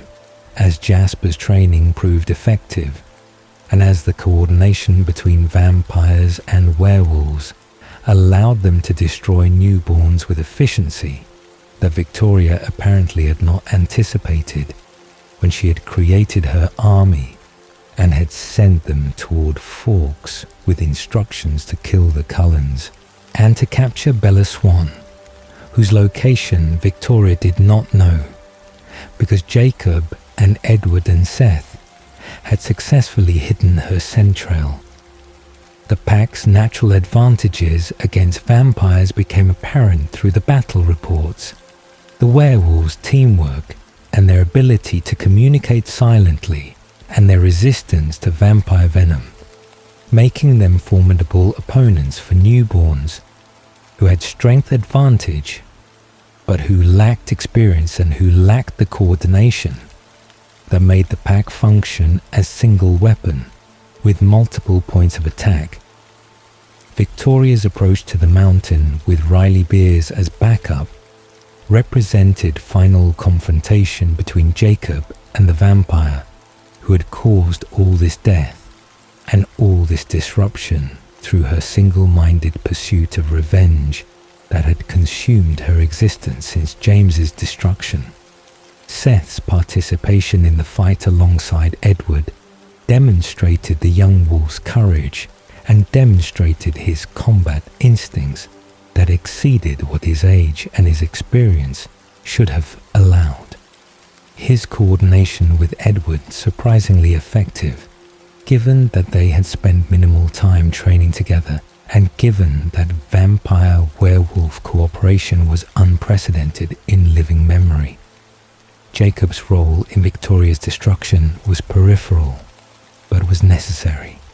His presence preventing Riley from interfering with Edward's systematic dismantling of Victoria's defences until the red-haired vampire's head was separated from her body, and her remains were burning in fire that Seth built from dead wood gathered quickly, while Edward held Victoria's struggling form immobile. The aftermath of the battle brought Volturi representatives to investigate the newborn situation and to assess whether the Cullens had violated vampire laws through creating the army or through failing to control it adequately to prevent the exposure risk that Seattle killings had created. Jane and Alec and Felix arrived with several other guard members, whose names Jacob did not learn, but whose presence created tension that exceeded even the battle tension, because Volturi authority was absolute in Vampire World, and their judgments were final, and their executions were immediate when they determined that laws had been broken or that threats to vampire secrecy existed. Bree Tanner's execution by Felix happened in seconds after Jane had determined that the young vampire knew too much and posed too great a risk to be allowed to live, despite Carlisle's pleas for mercy, and despite the obvious fact that Bree had been victim of Victoria's manipulation, rather than willing participant in the attack. The casual brutality of vampire justice shocked Jacob and shocked Seth, whose idealism about vampires being civilized and being governed by rational laws was destroyed by witnessing summary execution of teenager who had committed no crime except being transformed without consent and being used as weapon by Creator, who had abandoned her to face consequences alone. Leah Clearwater's transformation after her father Harry's fatal heart attack made her the first and only female werewolf in Quileute history. Her presence in the pack creating complications beyond the normal adjustment challenges that all new pack members faced. The pack mind forced everyone to experience her heartbreak about Sam and Emily, her thoughts and her memories of her relationship with Sam before his imprint had destroyed their engagement, creating shared misery that the pack had to endure whenever Leah was in wolf form and was connected to the collective consciousness. Her bitterness was justified and was understandable, but was exhausting for pack members who had no solution to offer and who could provide no comfort when comfort would require changing the past or changing the nature of imprinting that had stolen her future and had given it to her cousin Emily, whose own innocence in the situation did nothing to reduce Leah's rage and Leah's grief. Seth's opposite response to their father's death and to his own transformation demonstrated the siblings' fundamentally different personalities. His optimism and his enthusiasm providing relief from Leah's negativity, but also making her feel isolated and feel misunderstood when even her own brother seemed unable to grasp the depth of her loss and the permanence of her pain. Bella's acceptance of Edward's proposal and her active participation in wedding planning throughout the summer represented Jacob's final loss of hope that she might change her mind and might recognize that choosing vampire meant choosing death of her humanity and choosing immortal existence that would separate her permanently from her father and from her mother and from everyone she loved who was human. The wedding invitation that arrived at Jacob's house in early August was both gesture of friendship and was a weapon designed to force him to witness her commitment to Edward and her commitment to the future she had chosen despite all Jacob's arguments and despite all his demonstrations that he could offer her better life and better love than cold dead thing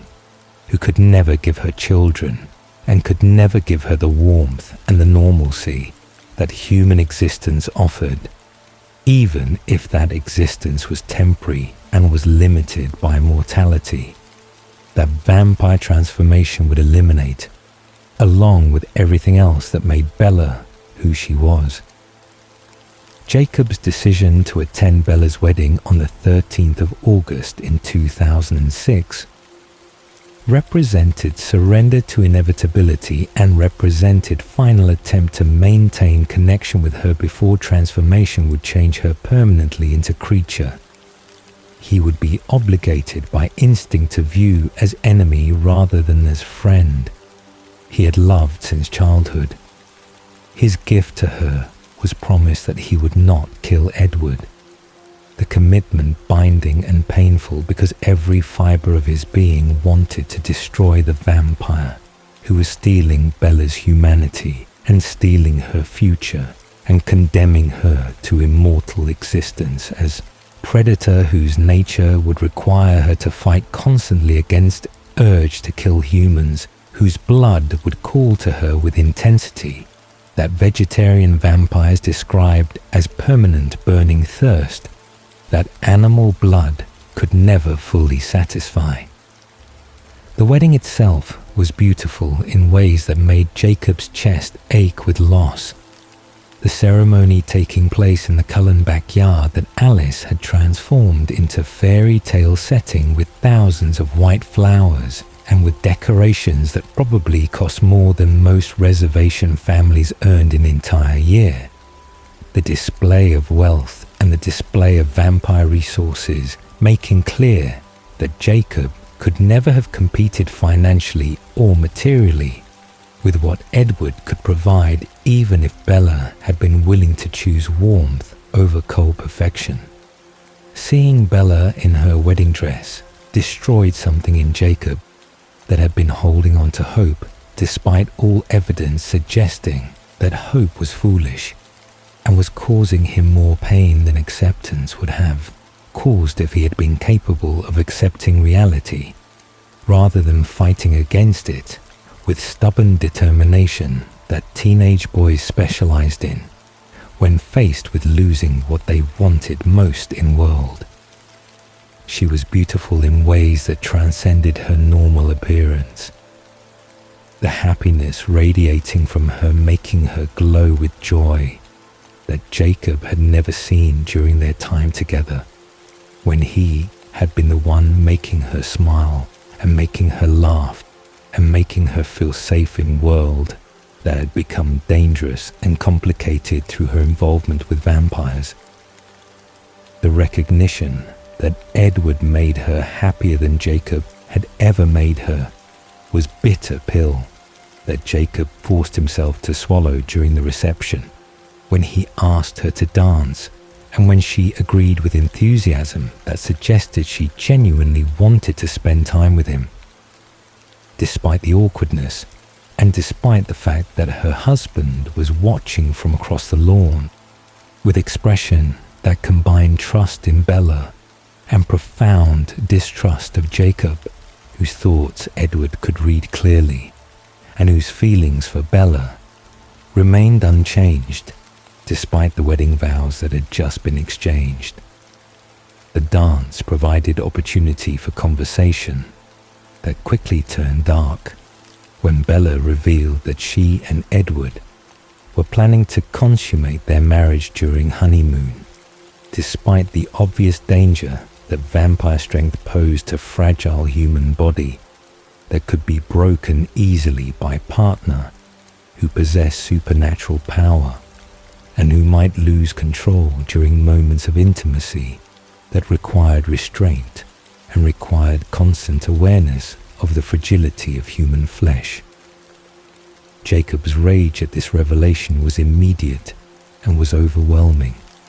his temperature spiking and his hands beginning to shake with the tremors that preceded transformation, when emotions overwhelmed the control that constant practice and constant vigilance had taught him to maintain, even during moments of stress or anger. His accusations that Edward was risking Bella's life through selfishness and through inability to keep his hands off her for few more weeks until transformation would make intimacy safe, represented legitimate concern mixed with jealousy and with possessiveness that Jacob recognized was inappropriate, but could not suppress when imagining Bella's wedding night with a vampire whose strength could crush her accidentally, and whose venom could transform her without consent if Edward's control slipped. During moments when rational thought became difficult or became impossible, the pack's intervention happened quickly when Jacob's temperature continued rising, and when his body began the preliminary changes that indicated transformation was imminent. Quill and Embry appearing from the edge of the woods where they had been waiting as backup, in case Jacob needed help maintaining control during the wedding. That Sam had been reluctant to allow Jacob to attend precisely because situations like this were predictable when Jacob's emotions about Bella remained so intense and remained so close to surface that minor provocations could trigger major responses. They pulled him away from the reception before transformation could complete in front of human guests who would have witnessed werewolf nature and would have exposed the supernatural world through their inevitable panic and their inevitable reports to authorities who would investigate and would eventually discover truths that secrecy laws existed to protect. The run through the forest in wolf form with Quill and Embry flanking him and sharing his anguish through pack bond provided relief that human form could never provide. The physical exertion and the mental connection to pack brothers who understood his pain, making the loss bearable in ways that isolation would never have made it bearable when grief threatened to consume him completely. The news of Bella's pregnancy reached the pack 2 weeks later through Bella's father Charlie, who mentioned to Billy during fishing trip that Bella had called from her honeymoon sounding sick and sounding worried about something. She would not explain beyond saying that she was coming home early and that she needed to see Carlisle immediately. Jacob's immediate recognition that vampire-human hybrid pregnancy was the likely explanation for Bella's mysterious illness came from his knowledge of her wedding night plans and from his understanding of vampire biology that apparently was more flexible than conventional vampire wisdom suggested. If Edward's frozen body could still produce viable sperm capable of fertilizing human egg, despite transformation having occurred nearly a century earlier when Spanish influenza had killed his human self, and had created the vampire who had now apparently created something impossible and unprecedented in form of half-human, half-vampire fetus growing inside Bella's womb. Sam Yuli's interpretation of the situation was immediate and was absolute. His alpha judgment that the thing inside Bella was abomination and was violation of treaty terms that prohibited vampires from biting humans because hybrid fetus was vampire enough to constitute threat to tribal security and to human safety that the pack existed to protect. The pack vote on whether to attack the Cullens and to destroy the hybrid before it could be born revealed divisions that had been building since the alliance against Victoria's army had forced them to see vampires as something other than simply enemies who deserved destruction. Quill and Embry voted with Sam to attack, their positions based on loyalty to Alpha and on genuine concern about the unknown nature of hybrid creature that might pose danger to Bella and might pose danger to others if allowed to be born without understanding what his nature would be or what his capabilities would include. Paul voted enthusiastically for attack, his general aggression, and his dislike of vampires making any excuse to fight them appealing to his temperament and to his preference for action over deliberation. Jared and Leah voted reluctantly to support Sam's decision, their reasons more complex and more conflicted than simple agreement with Alpha's judgment, but their votes falling on the same side nevertheless, because pack unity required supporting leadership decisions, even when individual members had reservations about those decisions. Jacob's vote against the attack represented fundamental break with Sam's authority and represented first serious challenge to Alpha leadership, since Sam had become pack leader years earlier, when his transformation had been first in his generation and had established him as default Alpha through priority and through age, rather than through birthright that Jacob possessed through his descent from Ephraim Black, who had been chief and had been Alpha during the previous era when werewolves had last manifested to protect the tribe. The genetic right to Alpha position had always existed in Jacob's bloodline, but had remained latent and had remained irrelevant while he accepted Sam's leadership, and while he functioned as pack member rather than as Alpha, who could challenge and could potentially supersede Sam's authority through claiming birthright that Billy's line carried through direct descent from the last great chief. Jacob's refusal to participate in the attack on Bella was non-negotiable and was absolute. His declaration that he would defend her and defend the Cullens against his own pack if necessary, creating crisis that forced Sam to either back down or to attempt to enforce his command through Alpha voice that could compel obedience from pack members whose wolf nature responded to that authority regardless of human objections or human resistance. The moment when Jacob claimed his Alpha birthright and severed himself from Sam's pack happened in single instant of decision and single act of will that broke the pack bond and created new pack with Jacob as Alpha, whose authority derived from genetics and from choice, rather than from Sam's established leadership. The pain of severing the bond was intense beyond anything Jacob had experienced, including his first transformation. The sensation of having his consciousness torn away from the collective mind and suddenly isolated in private mental space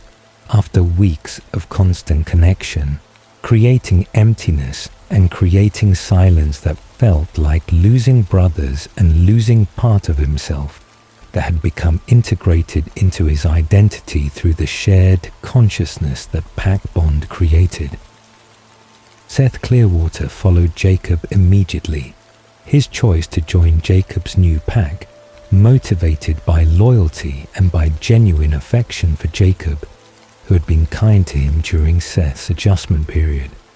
and who had treated him as valuable pack member rather than as annoying youngest member who needed constant supervision and constant correction to prevent mistakes that inexperience might cause. Leah Clearwater's decision to follow Jacob and to join his new pack surprised everyone, including Leah herself. Her motivations complex and multi-layered in ways that took days of conversation and observation to fully understand.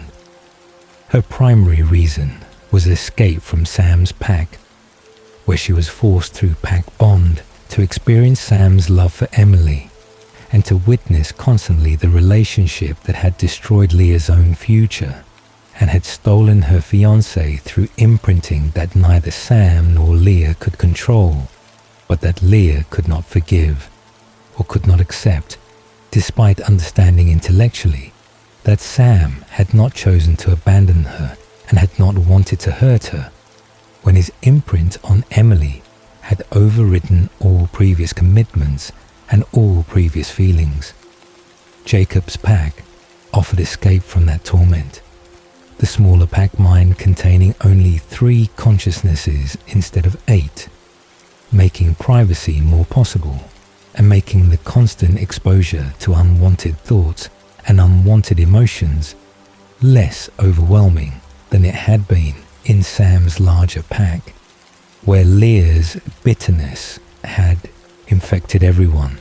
and had made her resented by pack members who sympathized with her pain, but who were exhausted by experiencing it constantly through bond that made individual suffering collective suffering. The new pack dynamics were radically different from what Jacob had experienced in Sam's pack.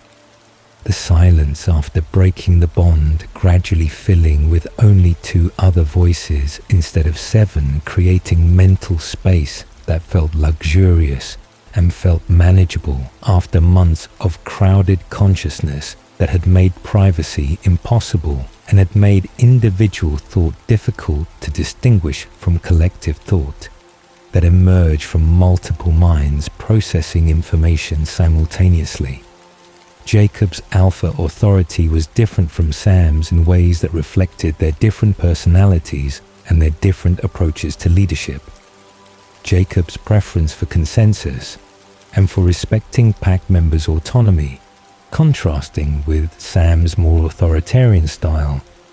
that relied on alpha command voice and on expectation of obedience rather than on persuasion or on building genuine agreement. Seth's presence in the pack provided optimism and provided emotional balance that prevented the new pack from becoming consumed by the darkness and the trauma that both Jacob and Leah carried from their respective heartbreaks and their respective losses that had shaped them in ways that made Seth's sunny disposition seem almost miraculous, given that he had lost his father and had been forced into werewolf existence just like everyone else, but had somehow maintained his essential goodness and his essential faith that things would work out for the best.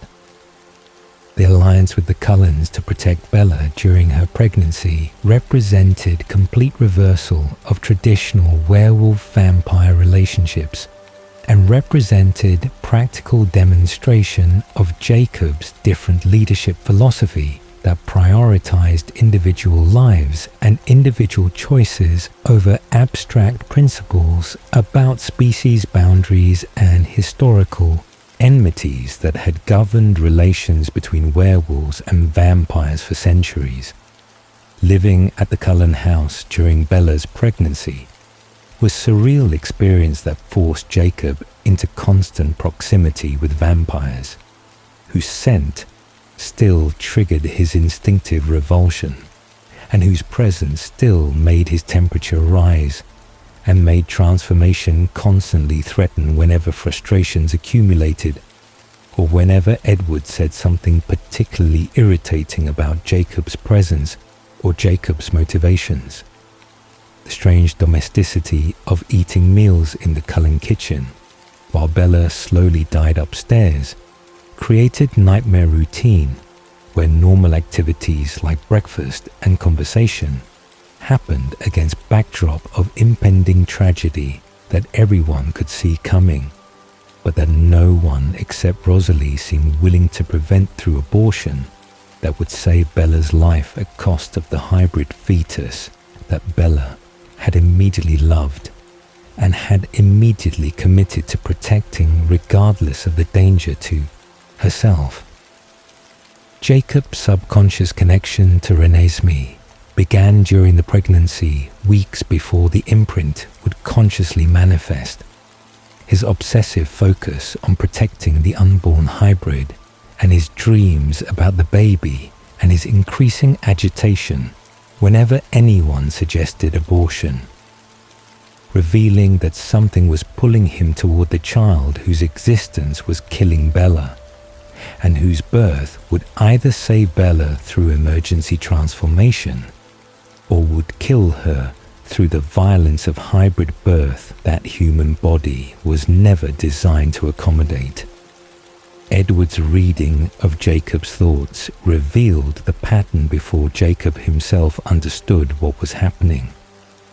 The vampire's observations about Jacob's protective instincts and Jacob's emotional investment in the pregnancy's outcome, suggesting that imprinting was already occurring at subconscious level, even though conscious recognition would not happen until Jacob saw Renesmee, and until the bond completed fully through visual contact that would reorganize his entire world and would shift his gravity from Bella to her daughter in instant of transformation. The biological imperative demanded, and that individual choice could not prevent or control. Bella's deteriorating condition throughout the pregnancy was difficult to witness, even for Jacob, who had seen violence and had seen death, but who had never watched someone he loved dying slowly over weeks, while choosing to die rather than choosing to save herself through ending pregnancy that was destroying her from inside. The fetus broke her ribs and broke her pelvis and drained her blood faster than transfusions could replace it. The hybrid's growth accelerated beyond human developmental timelines, and the hybrid's strength exceeding what human tissue could contain without rupturing. Edward's desperation manifested as repeated attempts to convince Bella to choose abortion, while she still could survive the procedure. His willingness to promise her anything, including his own death if she would just save herself, revealing the depth of his love, and revealing his genuine terror that he was going to lose her through her own stubbornness and through her maternal instinct that had manifested the moment she learned she was pregnant and had never wavered, despite the obvious fact that the pregnancy was killing her and that the fetus might not survive birth, even if Bella somehow survived long enough to deliver the hybrid, whose needs were destroying its own mother before it could ever meet her. Jacob's offer to father Bella's children, if she would abort the hybrid, represented desperate attempt to give her what she wanted without requiring her to die for it. His proposal that she could have human babies with him and could live normal life, and could be mother the way she apparently desperately wanted to be, making logical sense to Jacob, even though the suggestion horrified Edward and confused Bella, who had never considered Jacob as potential father for her children despite their close friendship, and despite the love that she admitted feeling for him, even while loving Edward more intensely and more permanently. The rejection of his offer was expected, but was still painful. Jacob's recognition that Bella would rather die giving birth to Edward's hybrid than live to have human children with Jacob, representing final confirmation that he would never be her first choice and would never be the partner she wanted, even when choosing him would save her life and would give her the future she claimed to want with children and with family, that vampire nature made impossible for Edward to provide through normal biological means. Rosalie Blonde's protection of Bella and the pregnancy created strange alliance between the vampire who had always disliked Bella and the human who was dying to give birth to the baby that Rosalie could never have, because transformation had stolen her fertility and had stolen her ability to bear children that she had wanted desperately since her human life when motherhood had been her planned future. before violence had destroyed that future and had led to her transformation into vampire who would exist eternally without the children who would have given her life meaning and purpose. Jacob's hatred of Rosalie intensified during the pregnancy as he watched her encourage Bella's choice to continue pregnancy despite the danger,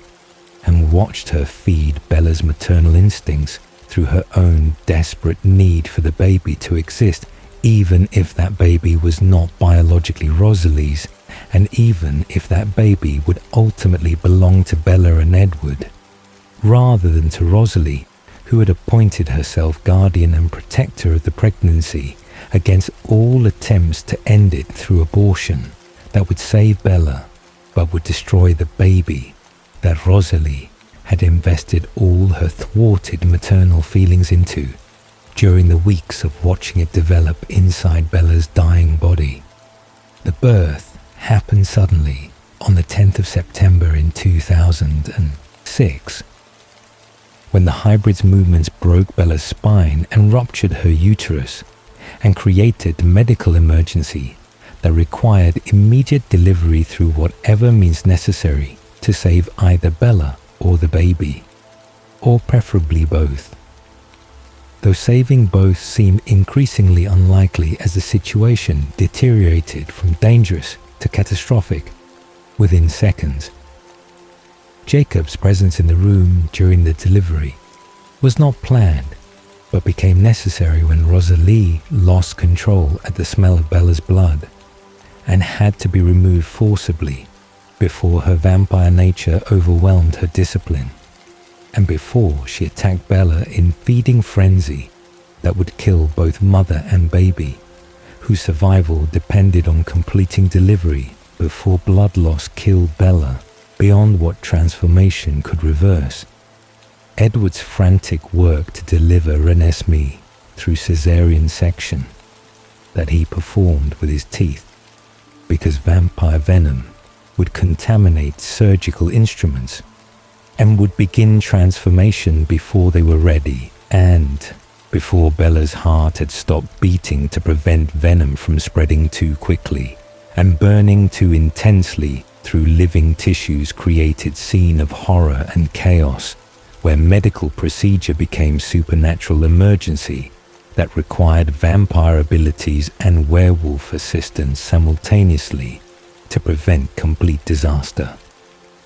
Jacob's CPR kept Bella alive long enough for Edward to inject his venom directly into her heart after delivering Renesmee and after handing the baby to Rosalie, who had returned with sufficient control to clean the baby and to clear her airways, while Edward worked desperately to save Bella through transformation that would either save her life or would fail to take hold before death became irreversible and before her brain damage became too severe for transformation to heal. The moment when Renesmee was placed in Jacob's arms created the imprint that had been developing subconsciously throughout the pregnancy. The visual contact with the baby girl whose bronze curls and whose brown eyes and whose perfect tiny features combined vampire beauty with human warmth, completing the biological process that reorganized Jacob's entire existence in single instant of recognition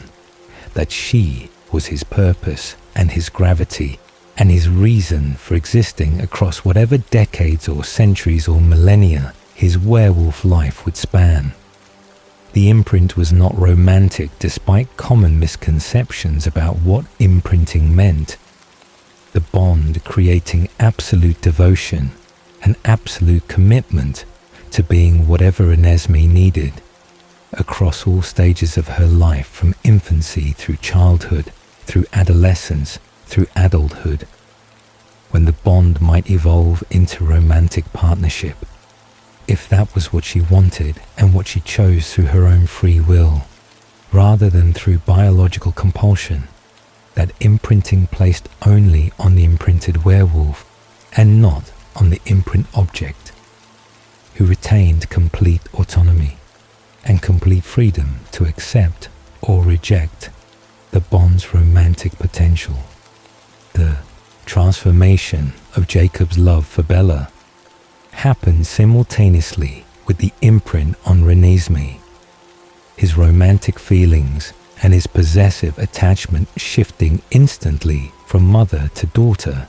in ways that felt natural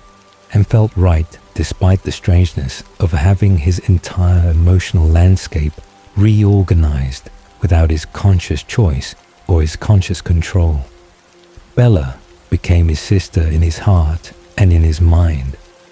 the love remaining but changing completely from romantic desire to platonic affection and protective concern that older brother might feel for younger sister,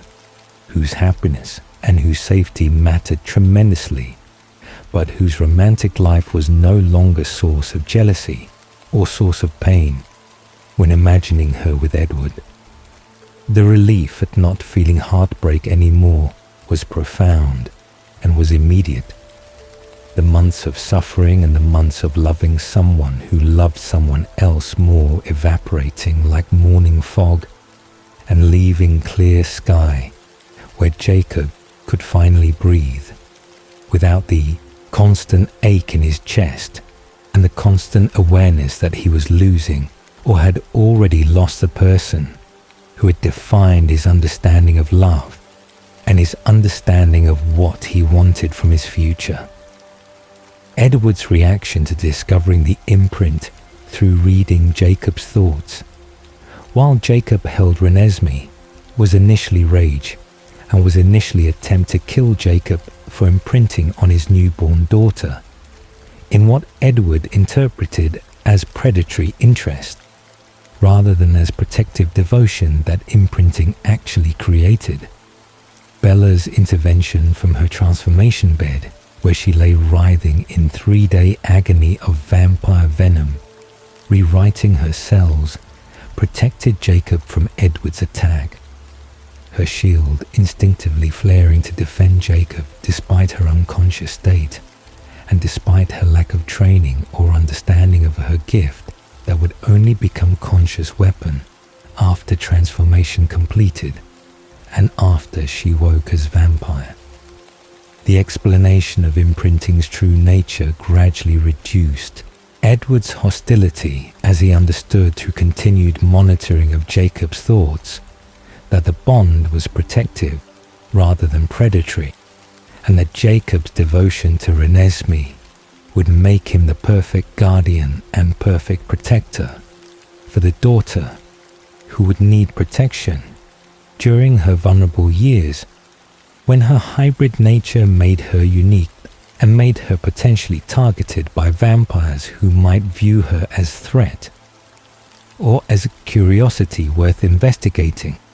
or worth eliminating depending on how vampire authorities interpreted her existence when they inevitably learned about her. Irina Denali's sighting of Renesmee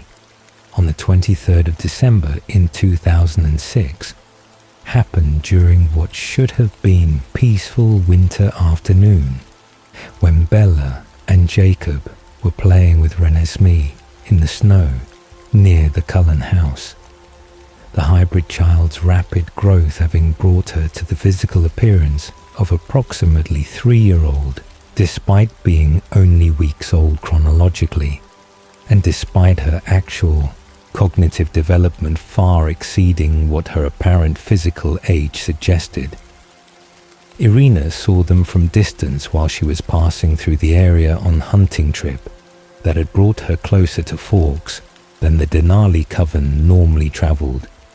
given their respect for Cullen territory and their understanding that multiple vampire covens operating in same region created complications and created potential for conflicts over hunting grounds or over territorial boundaries. Her observation of what appeared to be vampire child playing in daylight led her to immediate conclusion that the Cullens had violated the most serious vampire law by creating immortal child, the transformation of human children being absolutely prohibited, because children lack the mental development and the impulse control necessary to maintain vampire secrecy, and because their appearance as eternally young vampires created exposure risks that adult vampires could avoid through careful behavior and through strategic planning about where they lived and how they presented themselves to human communities. The mistake was understandable given that hybrid children had never been documented in vampire history, and given that no one except the Cullens and Jacob's pack knew that vampire-human reproduction was possible, or that the offspring would be hybrid rather than fully vampire or fully human. Renesmee's appearance suggested child of perhaps 3 or 4 years old based on her size and her proportions, her movement through the snow and her interactions with Bella and Jacob, looking exactly like what immortal child would look like if immortal children had been allowed to exist, rather than being destroyed immediately upon discovery along with their creators who were executed for violating law that existed specifically to protect vampire civilization from exposure that immortal children's behavior inevitably caused through their inability to control their strength and their inability to understand consequences of their actions or necessity of maintaining secrecy about vampire nature. Irina's decision to report the Cullens to the Volturian Volterra represented her interpretation of duty to vampire civilization and represented her belief that laws existed for reason and that violations needed to be punished regardless of personal relationships or historical alliances between covens, who might otherwise have resolved disputes through private negotiation, rather than through involving vampire authorities whose judgments were final and whose enforcement was absolute. The Volturi's decision to come to Forks to investigate the report and to pass judgment on the Cullens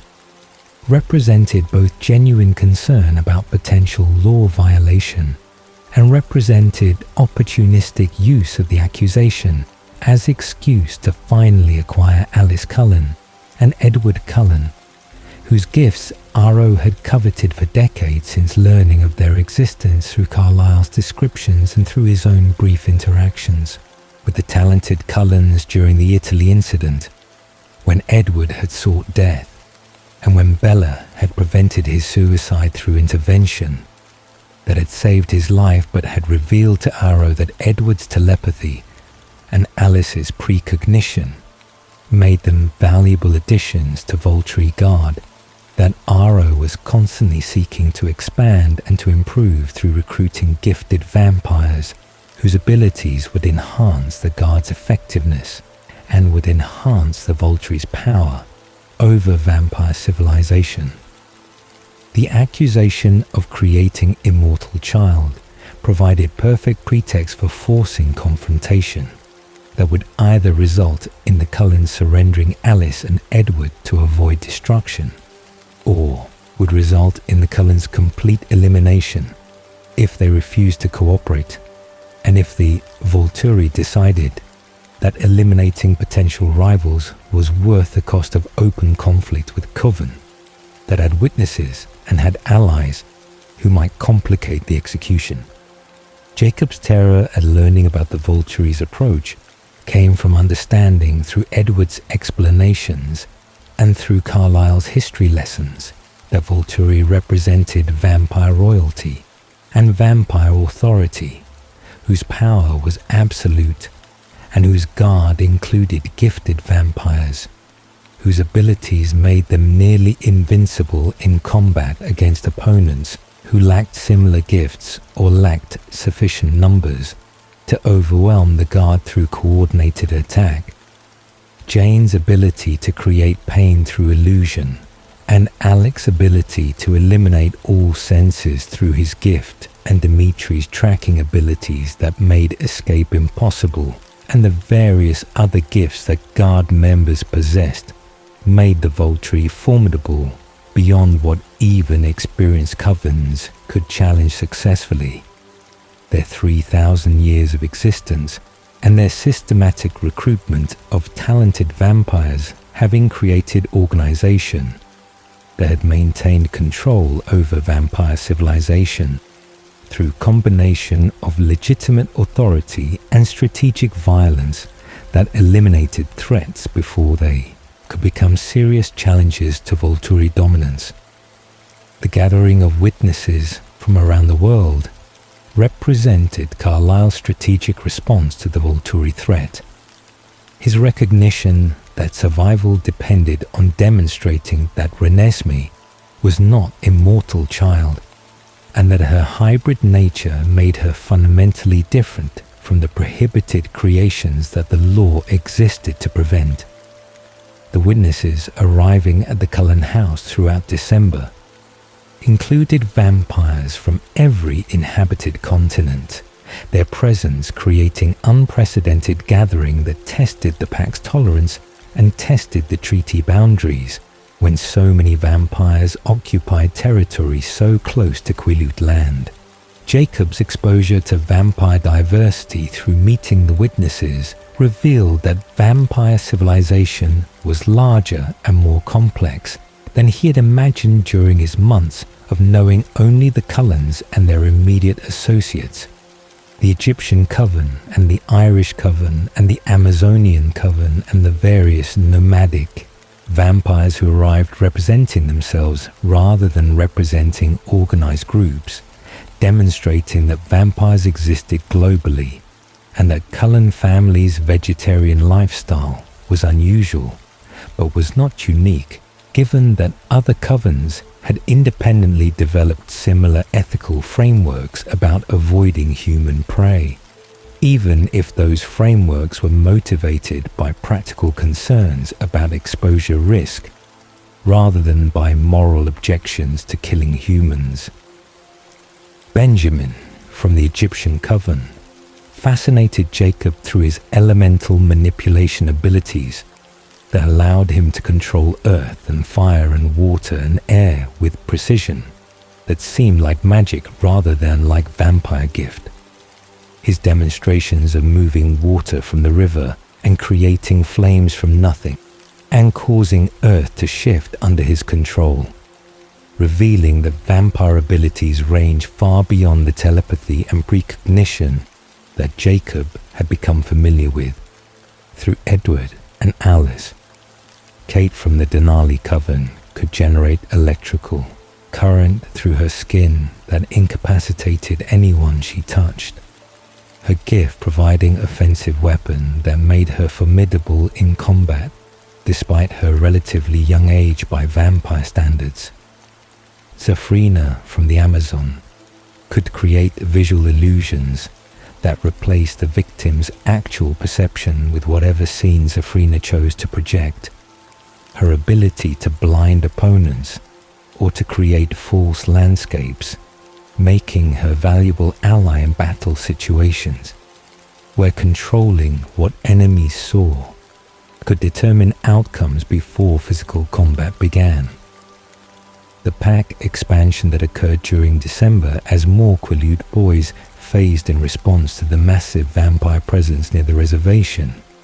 brought the total number of werewolves to unprecedented levels, the genetic trigger activating in boys who might have lived normal human lives if circumstances had not required protectors to manifest in numbers sufficient to defend against potential Volturi threat. Brady Fuller and Colin Littlesea were the youngest to phase, their transformation happening when they were barely 14 years old, and making them vulnerable and making them require extensive support from older pack members who needed to teach them control and needed to help them adjust to loss of privacy and loss of normal teenage life that transformation imposed on everyone who carried the gene. Sam's pack now numbered 8 wolves, including the new additions. The larger pack mind creating challenges for Sam's leadership, as managing so many consciousnesses simultaneously required skills and required patience that even experienced alpha found difficult. When pack members' individual concerns and individual emotions created noise that made clear communication difficult and made maintaining discipline challenging. Jacob's pack remained at 3 members, with Seth and Leah continuing to function as independent unit allied with the Cullens, rather than being subordinate to Sam's authority, the separation between the 2 packs continuing despite the common threat, because Jacob's commitment to protecting Renesmee superseded tribal politics and superseded the historical patterns that would have suggested reunification under Sam's leadership, once the immediate crisis of Bella's pregnancy had resolved. The coordination between Sam's pack and Jacob's pack during the preparation for potential Volturi confrontation demonstrated that cooperation was possible without reunification. The 2 alphas communicating through traditional means rather than through pack bond, and making strategic decisions collaboratively rather than through hierarchical command structure that would have been required if they had been single pack under single alpha's authority. The confrontation on the 31st of December in 2006 brought together the largest gathering of vampires and werewolves that had occurred in living memory. The snowy field north of Forks becoming staging ground for potential battle that would determine Renesmee's fate and would determine the Cullen's survival and would potentially determine the future balance of power in vampire civilization if the Volturi could be challenged successfully by a coalition of covens who had grown tired of authoritarian rule and who saw opportunity to reshape vampire governance through collective action. The Volturi arrived with full guard and with wives and with witnesses of their own. The procession of black-cloaked vampires emerging from the forest with theatrical precision designed to intimidate and designed to demonstrate the overwhelming force that Aro could deploy when he chose to enforce vampire law through military action rather than through diplomatic negotiation. Jacob's position in the defensive formation placed him and his pack directly beside the Cullens, with Sam's larger pack providing secondary line of defense behind them. The wolves' presence serving dual purpose of actual military capability and psychological impact on Volturi, who had limited experience fighting werewolves and who clearly found the sight of massive wolves standing beside vampires disturbing in ways that their expressions revealed despite their attempts to maintain diplomatic composure. The size of the wolves surprised even vampires who had heard descriptions of Quileute protectors, Jacob's massive form exceeding normal wolf proportions by factors that made him comparable to small horse rather than to large dog. His presence commanding attention and commanding respect from both allies and opponents who recognized that werewolf of his size represented serious threat even to experienced vampire warriors whose strength and speed gave them advantages against most opponents,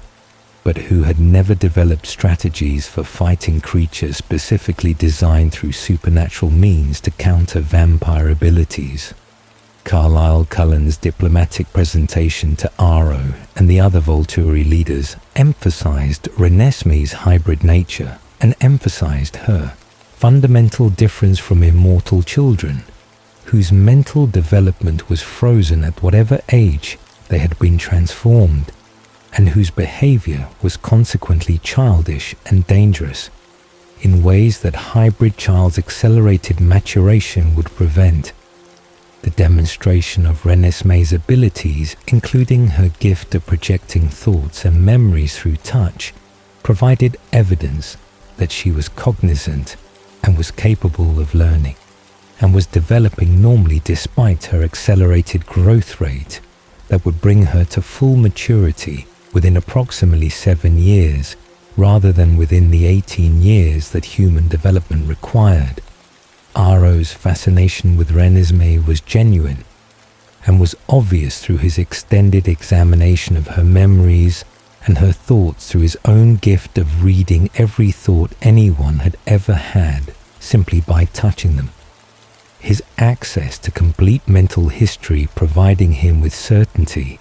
that she was not immortal child and was not a violation of the law that prohibited creating children who could not be controlled or taught properly. Caius's desire to find excuse for battle despite the evidence that Renesmee was not illegal creation revealed the political dimensions of the confrontation. His argument that hybrid children might pose future threat and that eliminating them preemptively made strategic sense, demonstrating that Volturi enforcement of vampire law was flexible and was subject to interpretation that served Volturi interests rather than serving abstract justice or consistent application of established rules. The execution of Irina for false accusation happened quickly and happened brutally. Her destruction by Felix serving as warning to other witnesses that bringing accusations to Volturi attention carried risks and carried consequences if accusations proved unfounded or politically inconvenient. The casual nature of the execution shocked the assembled witnesses and reminded everyone that Volturi authority rested ultimately on violence and unwillingness to destroy anyone who challenged their power or who inconvenienced them through mistakes or through deliberate opposition. Alice Cullen's return with Jasper and with Nahuel the male hybrid from South America provided final evidence that hybrid children matured and stabilized and did not pose ongoing threat to vampire secrecy. Nahuel's century and a half of existence demonstrating that hybrids age to adulthood and then stopped aging in ways that made them sustainable and made them manageable within vampire civilization's existing structures. Alice's vision showing Aro the outcome of battle if he chose to fight revealed that Volturi would lose significant guard members, including potentially Jane and Alec, whose deaths would weaken the guard substantially and would weaken Volturi authority throughout vampire civilization. As other covens recognized that Volturi could be challenged successfully and could be defeated if sufficient numbers of gifted vampires allied against them. Aro's strategic retreat represented pragmatic calculation that preserving his guard was more important than eliminating potential rivals or acquiring talented Cullens whose value was offset by the cost of obtaining them through battle that would diminish Volturi power, even if they achieved technical victory through destroying the Cullens and their allies. Jacob's role in the standoff was significant beyond his actual combat capabilities. The werewolves' presence providing deterrent that made Volturi calculus about acceptable losses include variables that they had not needed to consider in previous confrontations, where they faced only other vampires whose abilities they understood and whose tactics they had centuries of experience countering. Caius's obvious fear of werewolves specifically stemmed from some historical encounter or some cultural memory about previous conflicts between vampires and werewolves that had not ended favorably for vampires despite their advantages in strength and speed. The numerical advantage that combined packs provided when added to the vampire witnesses created force that even Volturi could not dismiss as negligible. The strategic reality that destroying the Cullens would require accepting casualties that might include irreplaceable guard members, making retreat seem like victory rather than like defeat, when alternative was Pyrrhic victory that would weaken Volturi more than it would weaken their opponents. The aftermath of the confrontation brought relief and brought gradual dispersal of witnesses who returned to their territories, having witnessed that Volturi could be opposed successfully and having formed connections and alliances that would reshape vampire politics in ways that Aro recognized and resented, but could not prevent without provoking exactly the kind of united opposition that he had just decided was too dangerous to fight. Jacob's pack returned to their normal routines of protecting the reservation and protecting Renesmee, whose continued rapid growth brought her closer to the stability point, where she would stop aging and would remain eternally at whatever age her hybrid biology determined was optimal for her survival and her functioning. Bella's adjustment to vampire existence was surprisingly smooth, given her newborn status, her exceptional control and her shield ability, making her formidable immediately rather than requiring years of development and training that most newborn vampires needed before they could function safely around humans. The new normal that emerged in January of 2007 included Jacob's constant presence in Renesmee's life as her protector and her companion, and her devoted guardian, whose imprint bond made him perfectly suited to the role of keeping her safe and keeping her happy as she grew toward whatever future her hybrid nature would allow. Bella's acceptance of the imprint evolved from initial shock and discomfort to genuine appreciation for the protection and the love that Jacob provided to her daughter. Her recognition that imprint was not predatory and was not threatening to Renesmee's autonomy, allowing Bella to value Jacob's role rather than resenting it or fearing it. Edward's complicated peace with Jacob's permanent presence in their lives represented growth and represented acceptance that Jacob would always be part of their family through his bond with Renesmee regardless of their past conflicts or their fundamental incompatibility as rivals who had loved the same woman and who had fought for her heart before imprinting had resolved the triangle. By removing Jacob's romantic interest and replacing it with devotion to the daughter rather than to the mother, the reflection on what Jacob had gained and what he had lost through his transformation from human to werewolf to alpha revealed the complexity of supernatural existence that combined extraordinary abilities and extraordinary purpose with loss of privacy and loss of normal human experiences that transformation had stolen when it had awakened the ancient magic sleeping in his DNA. The pack bonds with Seth and Leah provided brotherhood and provided support system that made the burdens of alpha leadership manageable and made the isolation of command less absolute than it would have been without pack members who shared his consciousness and who understood his responsibilities through direct experience rather than through observation or through explanation. Sam's pack continued parallel existence on the reservation, protecting the tribe and maintaining the ancient duty that Quileute protectors had fulfilled for centuries when Cold Ones threatened and when defenders were needed to stand between predators and prey. Jacob Black's journey from ordinary reservation boy to supernatural protector to alpha wolf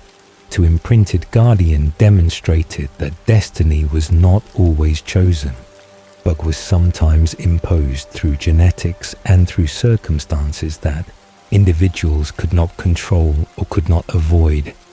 When ancient patterns reasserted themselves and when history repeated itself in new generations, who inherited both the gifts and the burdens that came with being descended from spirit warriors who had defended their people against impossible odds and against enemies who should have been invincible, but who could be fought successfully through courage and through sacrifice and through the willingness to become something other than human, in service of protecting those who remain human and remain vulnerable to threats that most people never knew existed in world that contained both beauty and horror, in measures that only those who had seen both sides could fully comprehend or fully appreciate. So rest now, twilight souls, with Jacob's transformation complete from ordinary boy to supernatural guardian, whose ancient fire burned away his humanity to forge the protector his people needed when legends became reality and when destiny written in his DNA awakened through forces beyond his control or his understanding. His journey carried him from childhood innocence through heartbreak that nearly destroyed him, to purpose that he found not through the love he chose, but through the love that chose him, when imprinting replaced his romantic devotion with eternal commitment to protecting the miracle child who represented hope and represented future, where vampires and werewolves and humans could coexist, despite history and despite instinct that demanded enmity between natural enemies who became family through circumstances that neither side anticipated or desired, but that both sides accepted because survival required adaptation and required recognizing that traditions could change when change served greater purpose than maintaining ancient hatred. Sleep knowing that protectors watch in darkness, that pack bonds sustain the guardians who sacrifice privacy and sacrifice normal life to defend those who remain innocent of the supernatural world existing alongside mundane reality, that even ordinary boys can become extraordinary through duty and through love and through the ancient magic sleeping in their blood, waiting for moment when their people need them most. Good night.